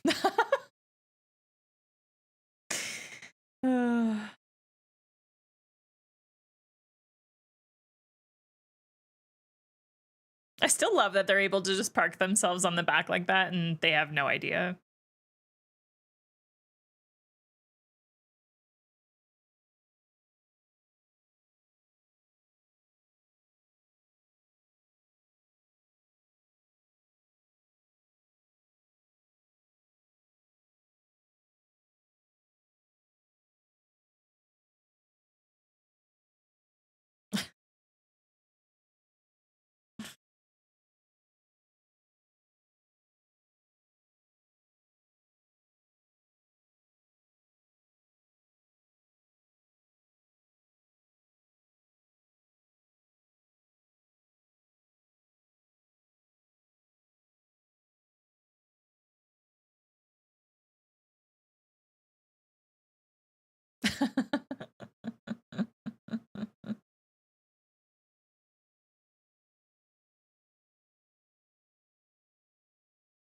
And he'd like you.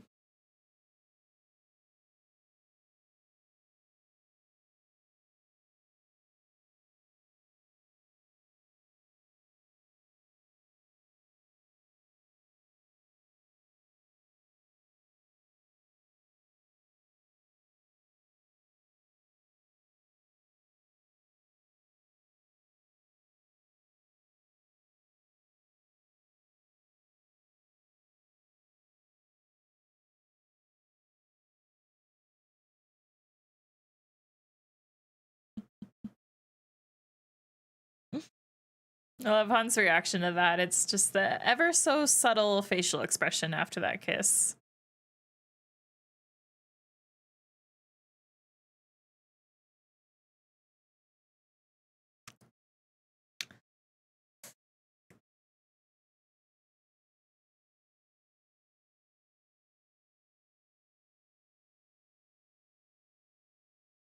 Sneaky.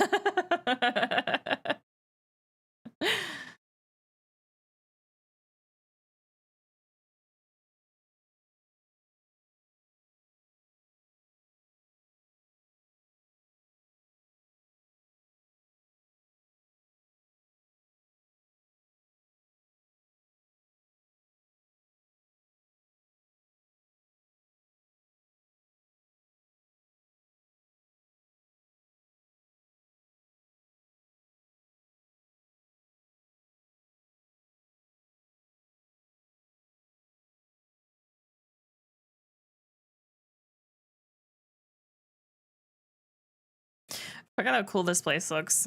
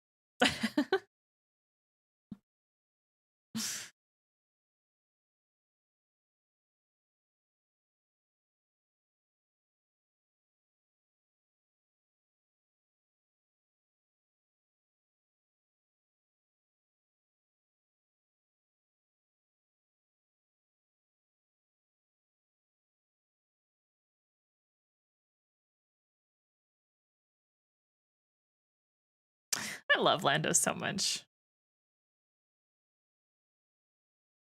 I need to go rewatch my first reaction to this movie though, because I remember like not feeling good about Lando at all.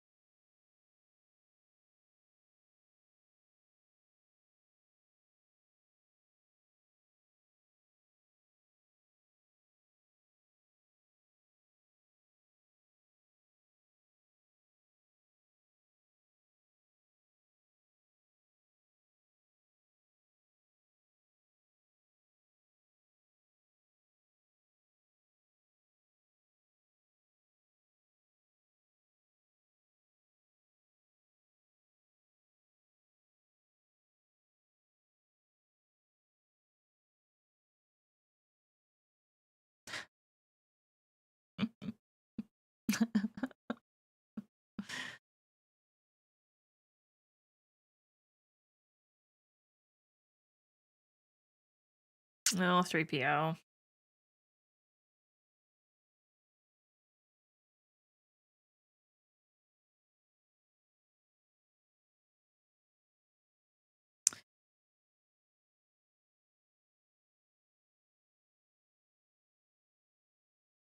3PO really knows just how to get himself into trouble.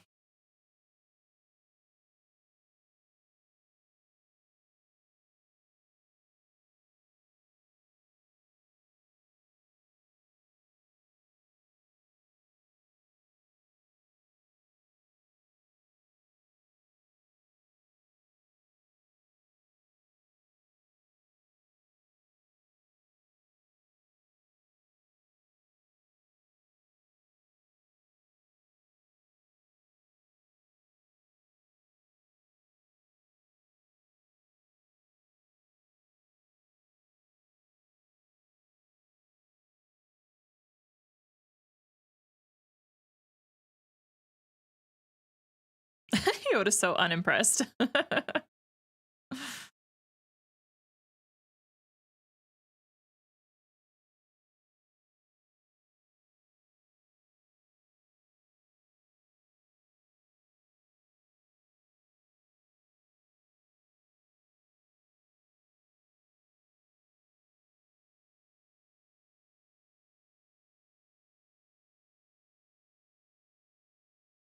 I love that he just pulled out a snake.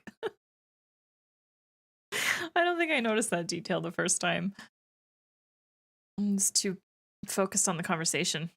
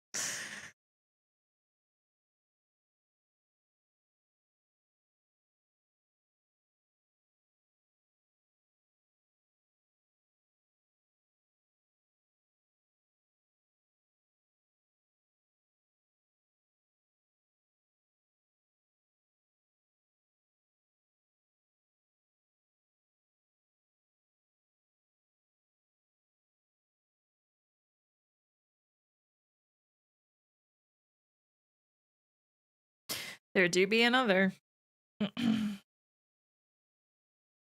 Also, one thing that like is really obvious to me now rewatching these is just how little training Luke has had. Just in the grand scheme of things, compared to other Jedi like Anakin and Ahsoka, Kanan, like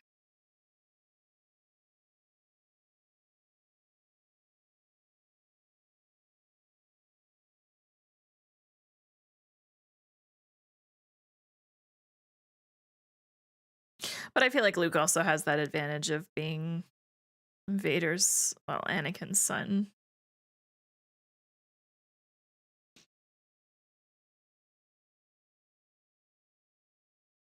Also, I love Leia's hair here too. The looped braids. It's very pretty.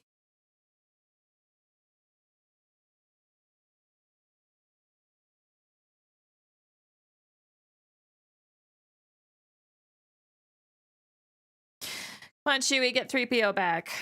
Let's go.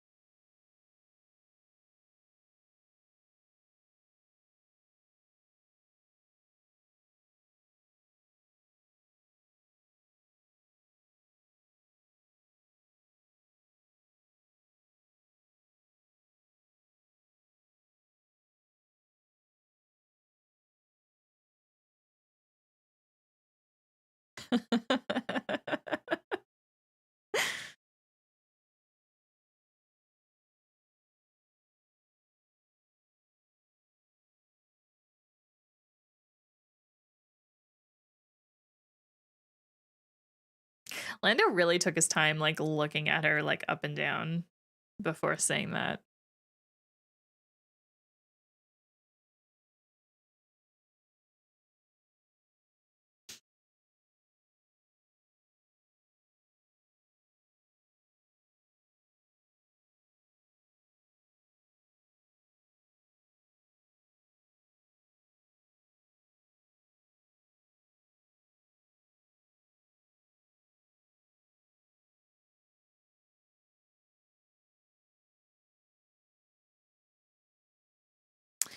Yeah, deal, all right.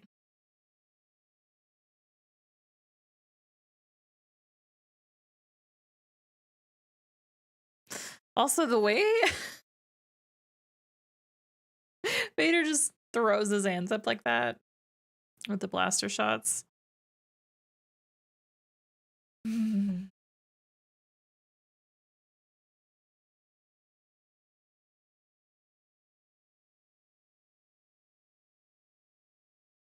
And Lando's "I'm sorry" does not sound sincere.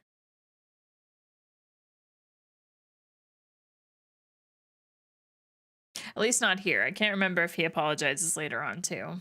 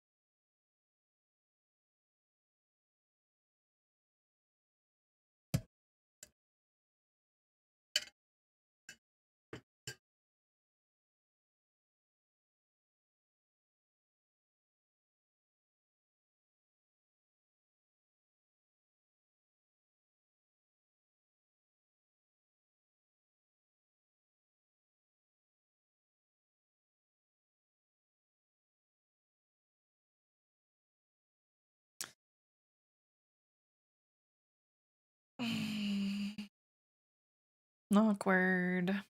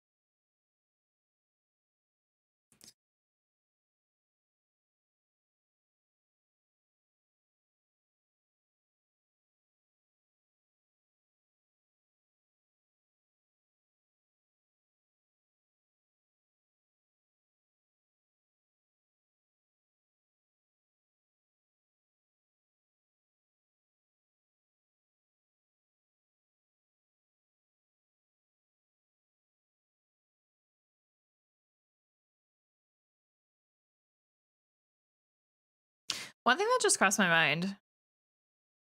Vader cared so much about Leia in A New Hope. Like, had her in prison, all that stuff. And then here, he just doesn't seem to care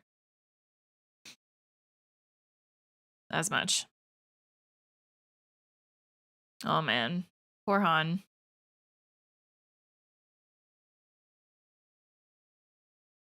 Yeah. Anyone would after that.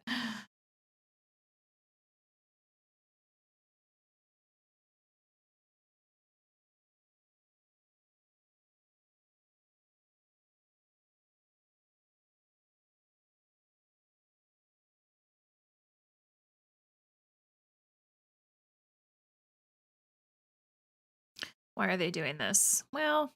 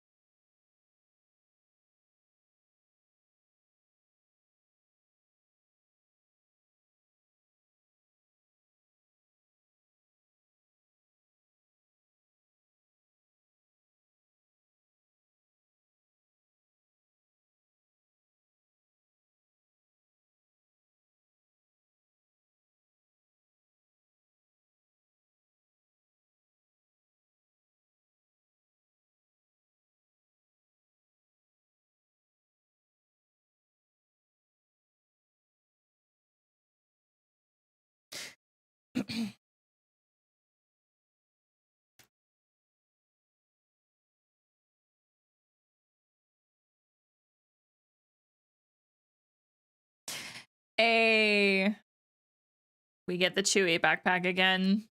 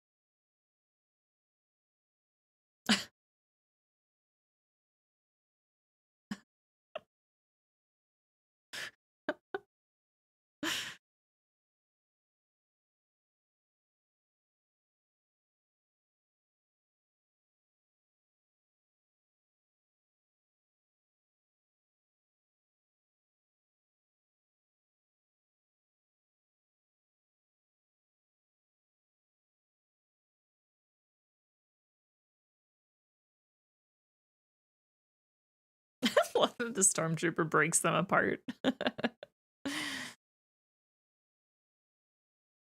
Aw.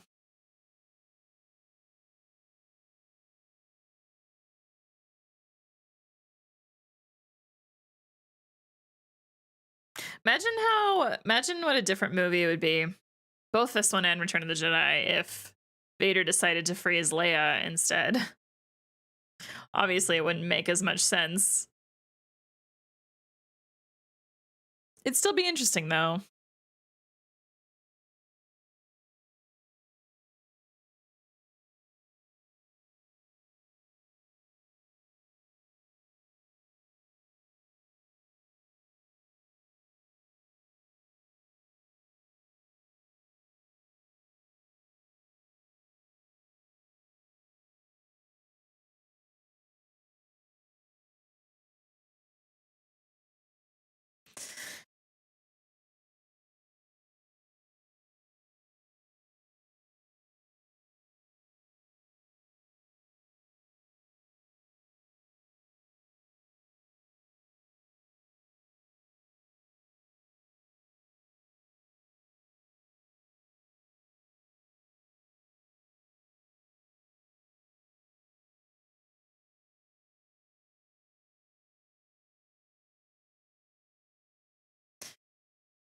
I love the way they made this look, but it's also gross.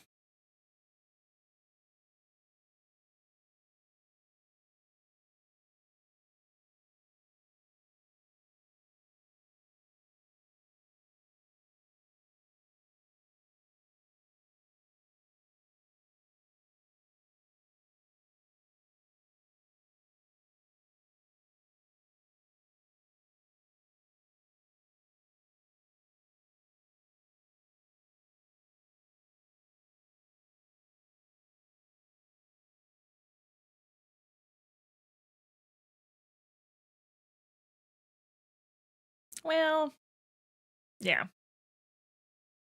Yeah. That's just how he does things.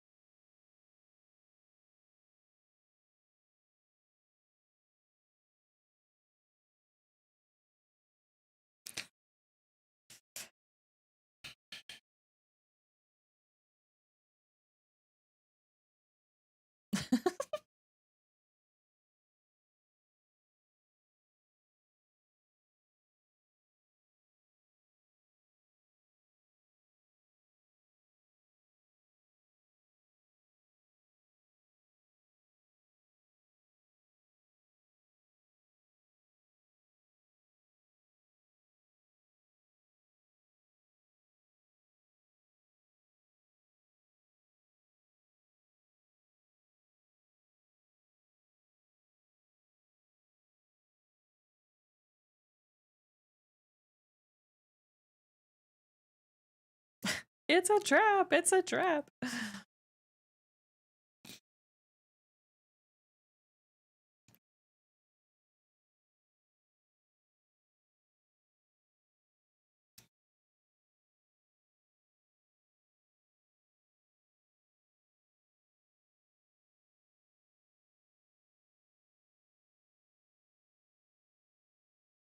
Oh.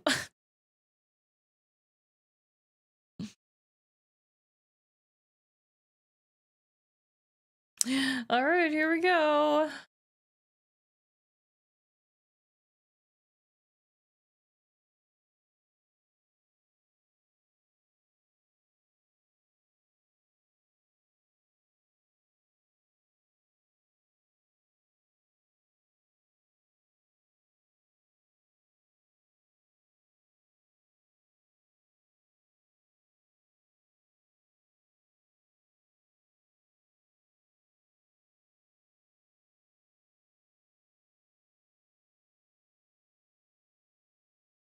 Love this shot of them.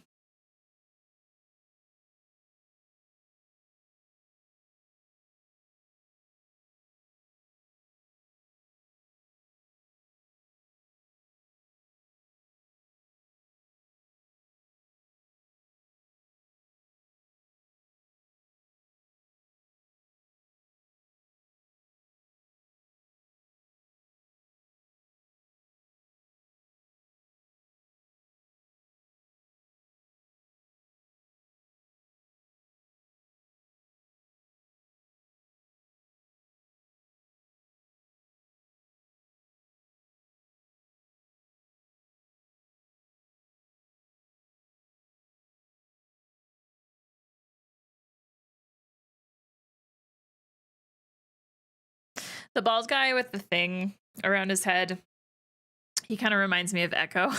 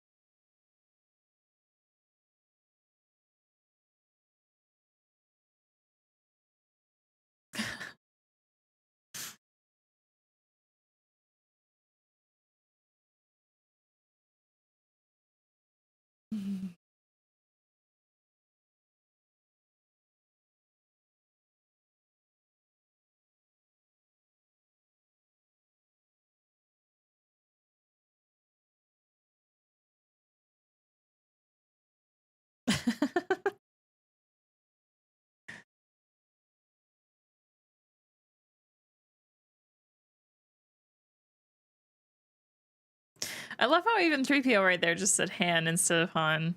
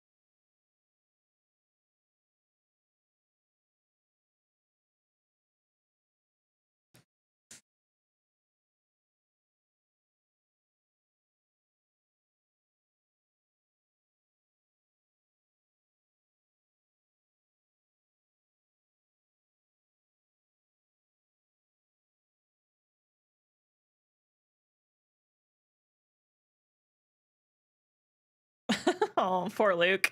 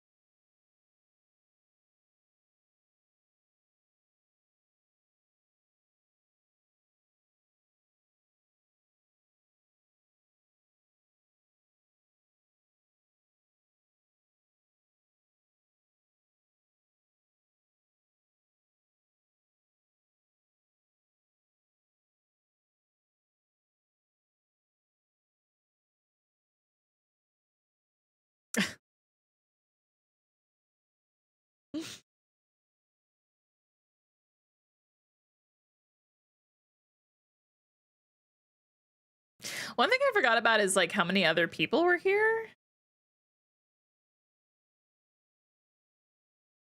That it is a whole city with civilians.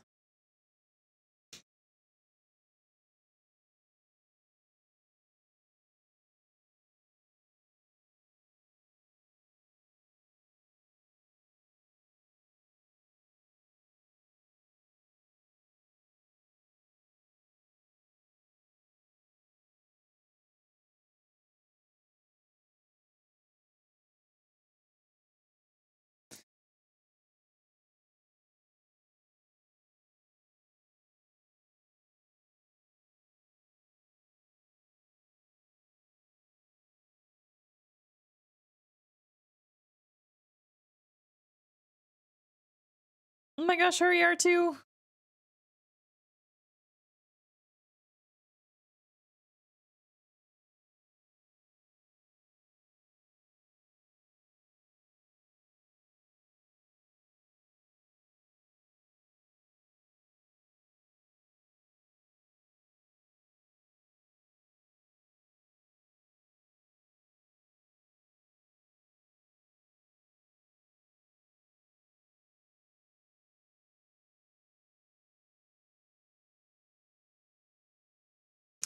Yes.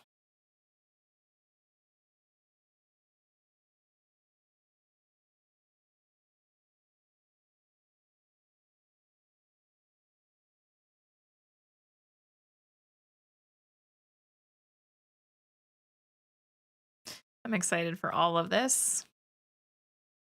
Oh gosh.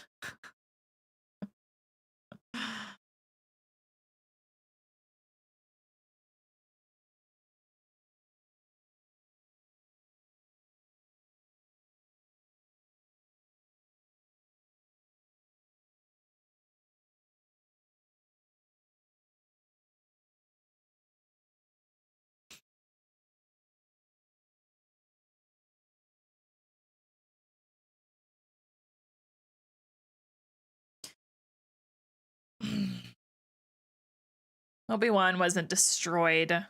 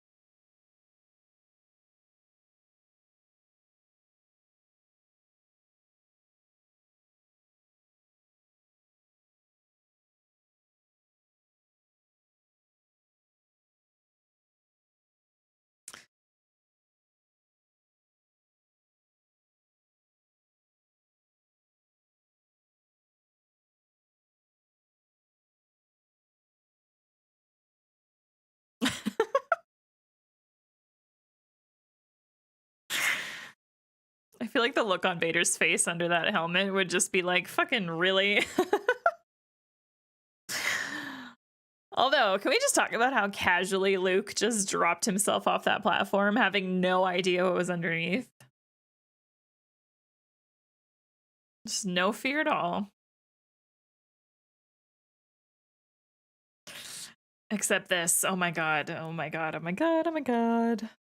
Yeah. No, thank you. I love that scene between Vader and Luke. Although, I feel like we almost need like another timeline where Luke goes, "Yeah, okay, Dad.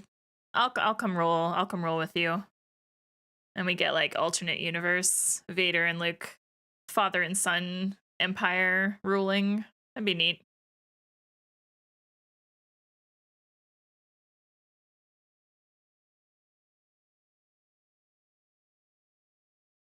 When this movie is over, I'll share I'm gonna share a tweet in the chat with you all. There's this artist that I follow on Twitter, and she has illustrated various Star Wars characters if they like were different. So she's got one of like Obi-Wan as if he was on the dark side, which is one of my favorites. She's drawn Qui-Gon with his own fleet of clone troopers, pretending that he like didn't die and fought in the Clone Wars. She's drawn like a really nice photo of that. There's a few others. I'll share it after. Yes, you do. You've got to go back.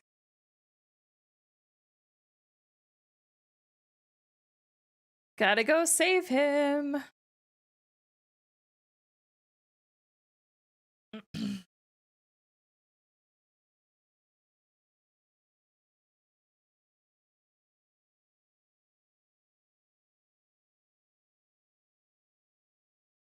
I would hate being Luke right now. Just hanging on for dear life with like one arm, basically. That would be him.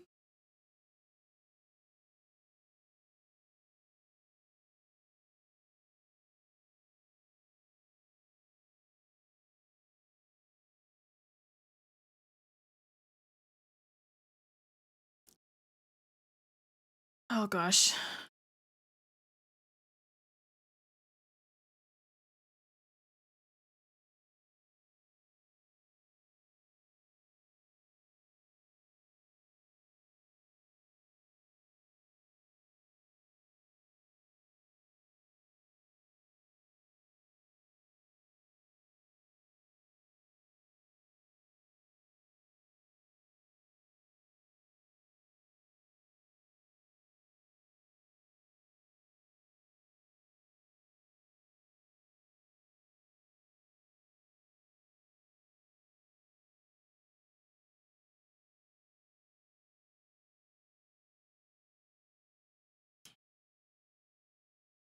Aw.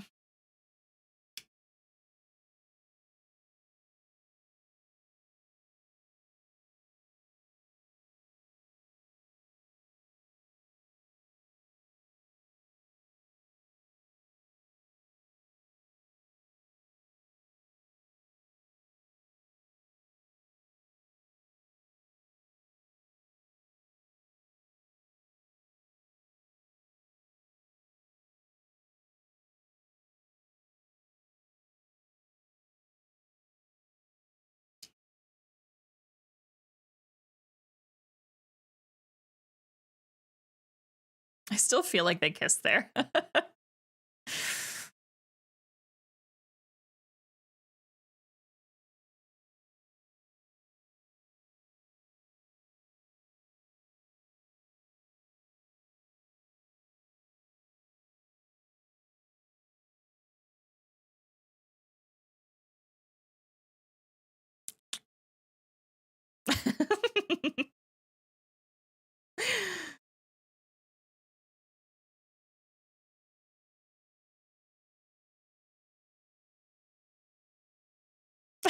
Leia. There's the face palm. I feel it.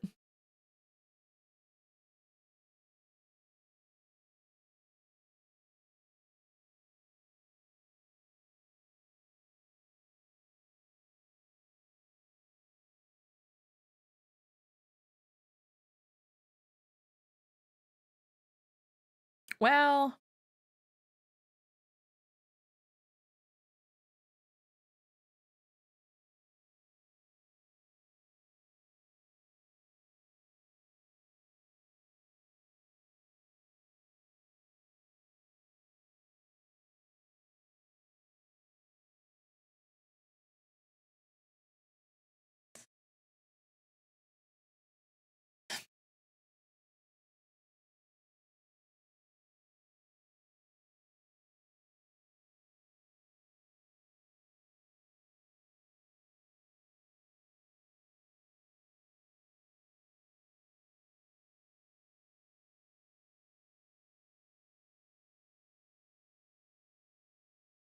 I love that Luke replied to that with father instead of Vader.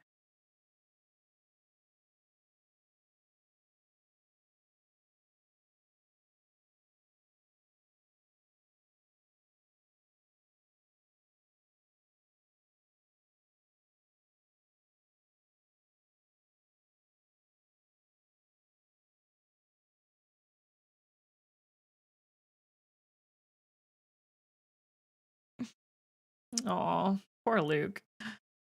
He's so focused on that.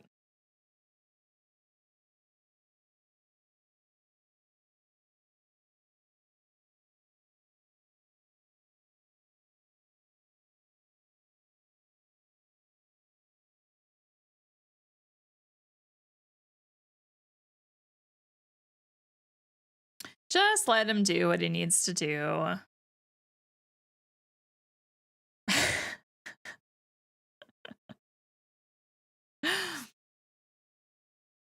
R2 squealing will never get old to me, ever. I love it.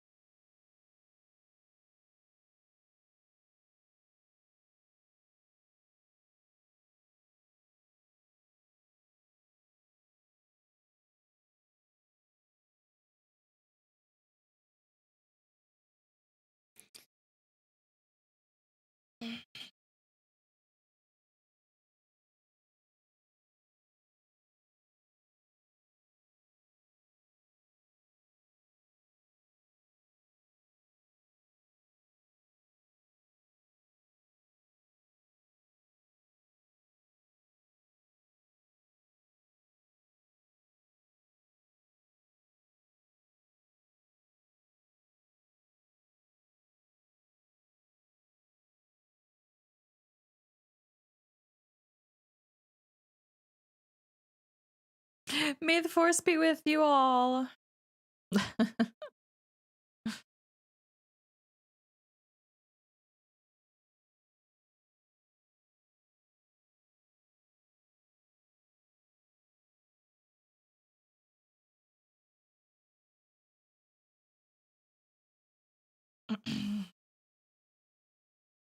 There, good as new, kind of, sort of.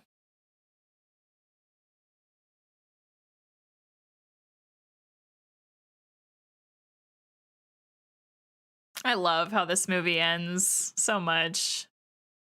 Just this like final shot.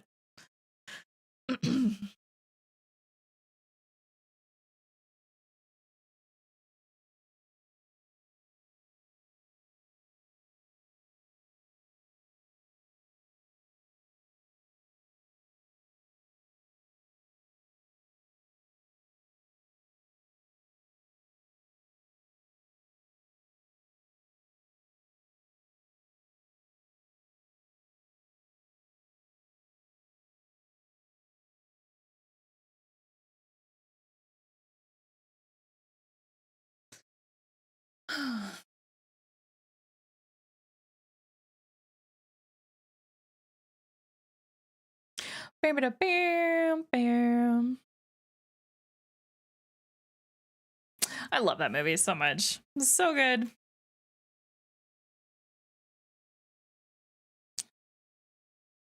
All right.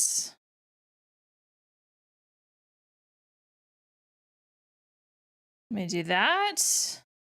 Let me do that. Let me do this. Let me pause on my end. Well, pause and exit.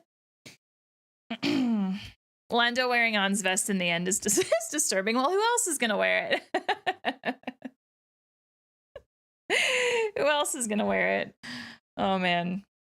Well, that was so much fun. Oh, my gosh. It's so awesome revisiting these first movies after all this time with, you know, just everything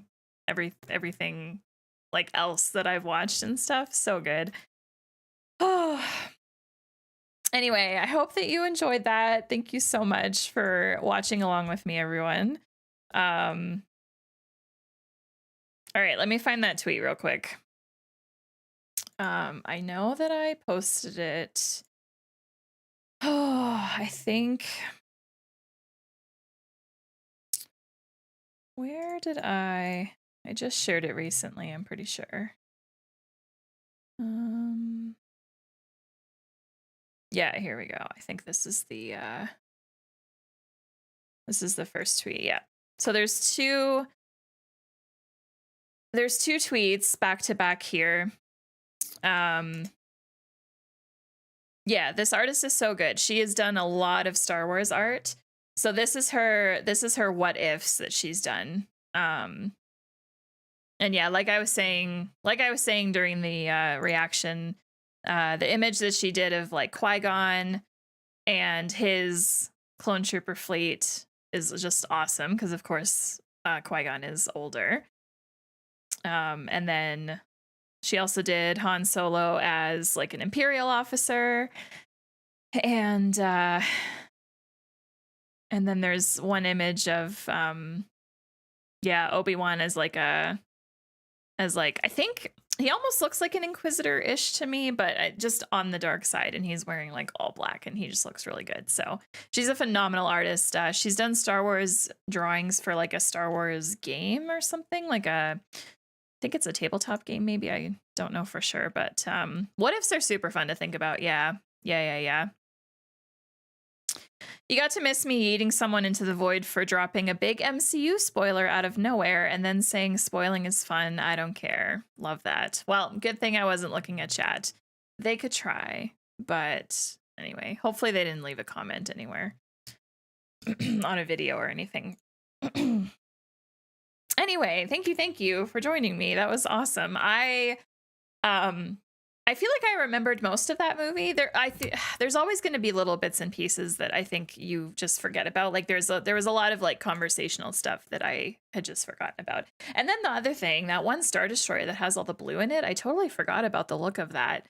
Because I think I'm just so used to seeing Star Destroyers like their regular look, and we got a lot of that in like the Clone Wars and even Rebels and stuff. So to see it in this movie with all the blue in it, I just think was really cool. That like stood out to me. And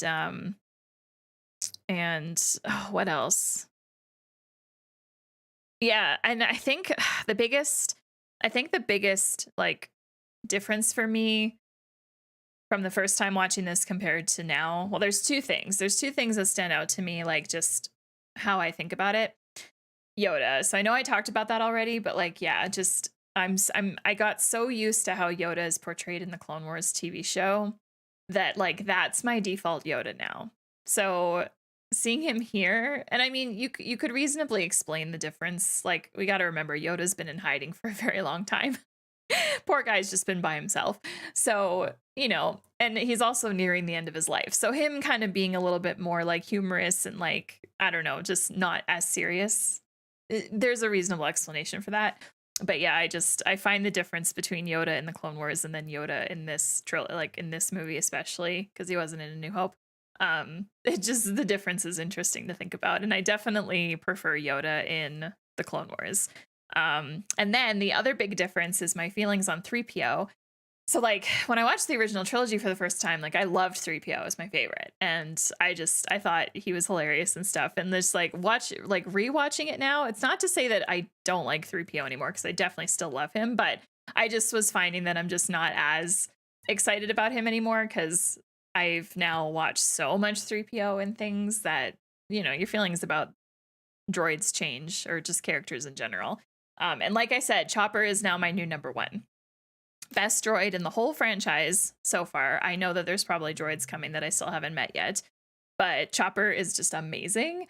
I love him so much. So, yeah, R2 and 3PO are still up there, but I don't think anyone's beating Chopper for me now. Chopper is the GOAT. Love him so much.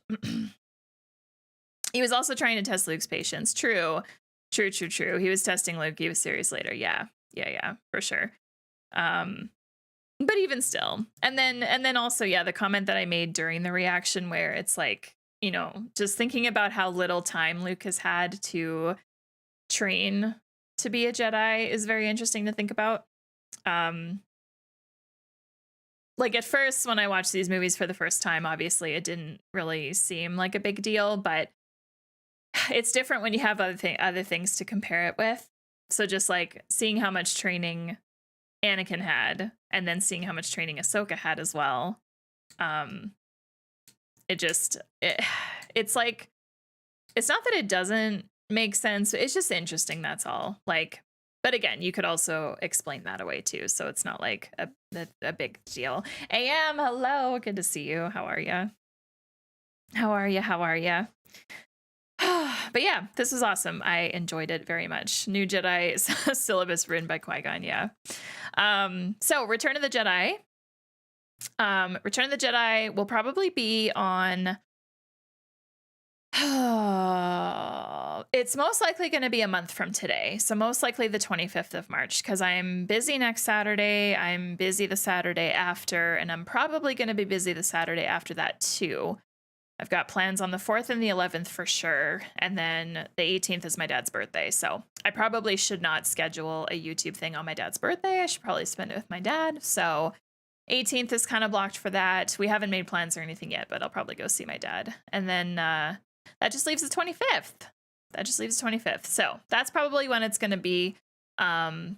I'm going to be sharing the March schedule in a few days on the YouTube channel. It'll go on Instagram, Twitter. It'll go on my YouTube community tab.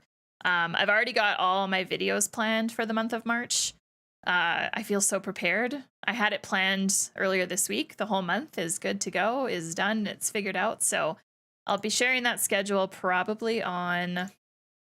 So the first is Wednesday. Yeah, I'll probably share it on Wednesday on the community tab. So then you guys will be all up to speed on what's coming. If you watch my Clone Wars Season 6 and part of Season 7 review video, then you'll already know about March 10th. March 10th, very exciting video is going to come out.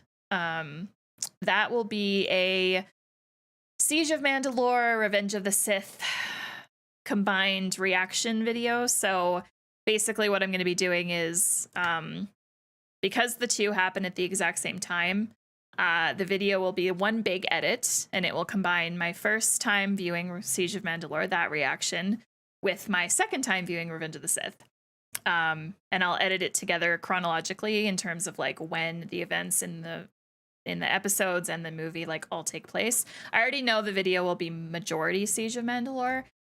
Revenge of the Sith will only come into play if I feel like I have something like, I don't know, mind-blowing or just like something like really important in my reaction that I felt was worth including. But yeah, I'm looking forward to that. It's going to be a good time. A thing that will change the most when you watch Return of the Jedi will be how you see the Emperor. Probably, yeah. Time to see Hayden again, Force Ghost. Yeah, I'm excited.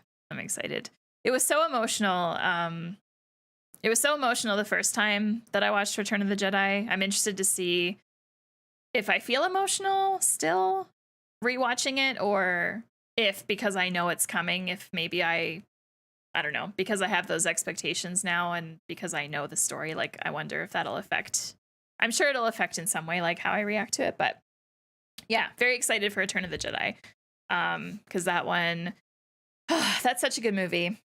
And I'm ready for more Ewoks. I want to revisit that whole part of the movie with the Ewoks. Anyway, another thing that I want to say, I did mention it once, but the whole time watching this movie, I could not get out of my brain just how much Mark Hamill looks like Sebastian Stan. Like, I especially in this movie, I don't know, it feels like so many scenes when I looked at his face, I just saw Sebastian's face. Like, I don't think I realized how alike they looked. I think it was only maybe a few months ago that I realized just how alike they look. But in this movie, that's all I see now is just, I can't handle how alike they are. They're basically twins. So I kind of love that. It'll be interesting to see, like, as Sebastian Stan gets older, if he like keeps looking like how Mark Hamill does now. But yeah.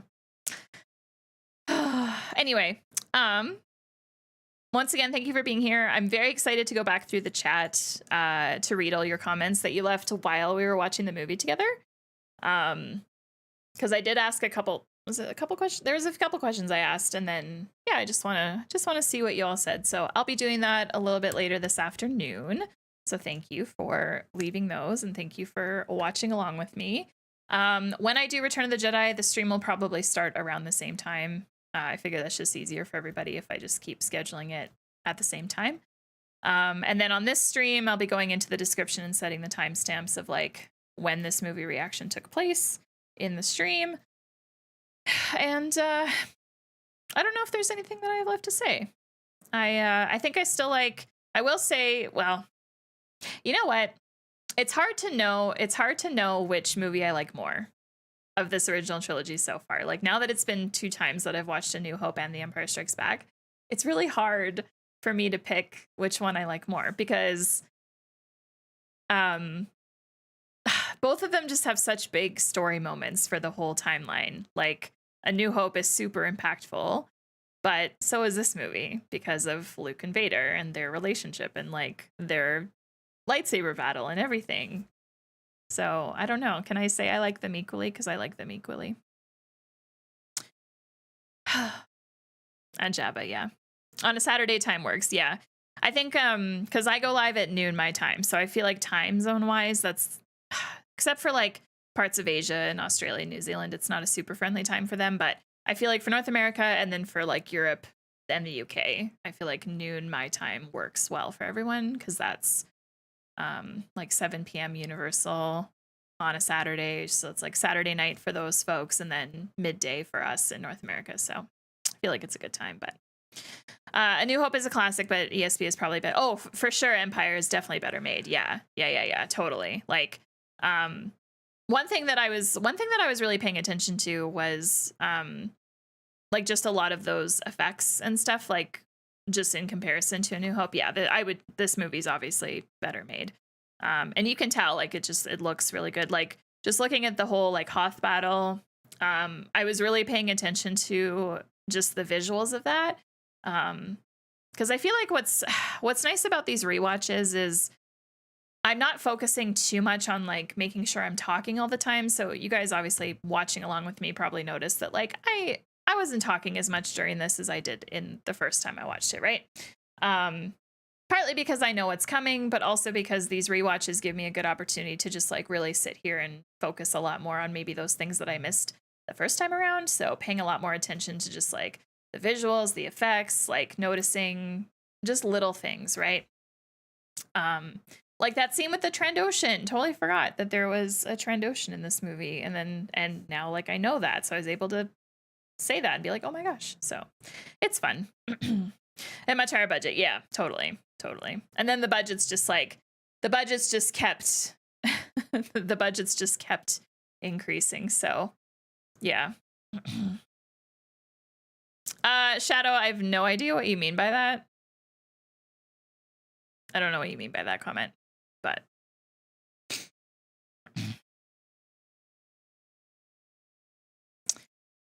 oh, I just realized I don't have music on. I was wondering why I was so quiet.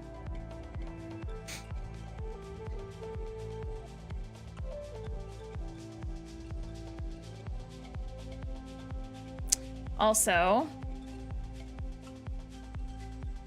Miss Ella napped that whole time. We love to see it. Anyway, last Trandoshan was it Bossk? Oh, heck. See, because they don't say, like, I wasn't sure, but that makes total sense now. That makes sense now. Oh, man. That's cool. Thank you for sharing that, Sebastian. I love that. All right, everyone. I think, what time is it? It's almost 3 p.m. for me. All right, sharing what's coming up next on the channel. The last reaction video for this month is my reaction to episode 4 of The Last of Us, which is dropping on Monday. That's actually what I'm going to be jumping into right now, is just quickly finishing editing that. And I actually got to record my review for it because I'm starting to do those after I'm done editing. So I'll be doing that for episode 4. If you're on Patreon, you'll get early access to that a little bit later today. And then that'll drop on Monday on the channel.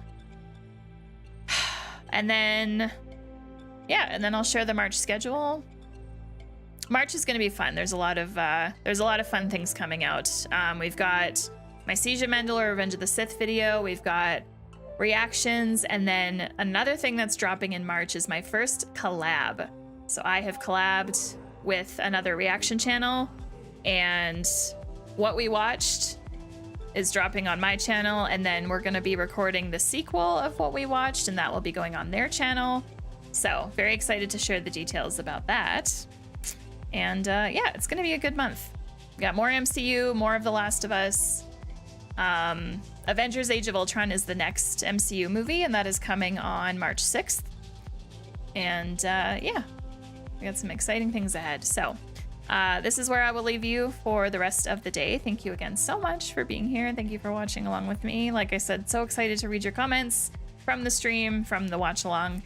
And I'm not sending you to any other live stream today because I don't think there's anyone that I can even send you to if I wanted to send you to someone. So it won't be like last week, but that's okay. Anyway, thank you. And with that, I will wish you a good rest of your weekend. We'll see you back here for Return of the Jedi in March. I don't know why it's so awkward ending YouTube streams over Twitch streams. I don't know why it's so much more awkward here, but yeah. Have a good one, everyone. Thank you so much. Take care.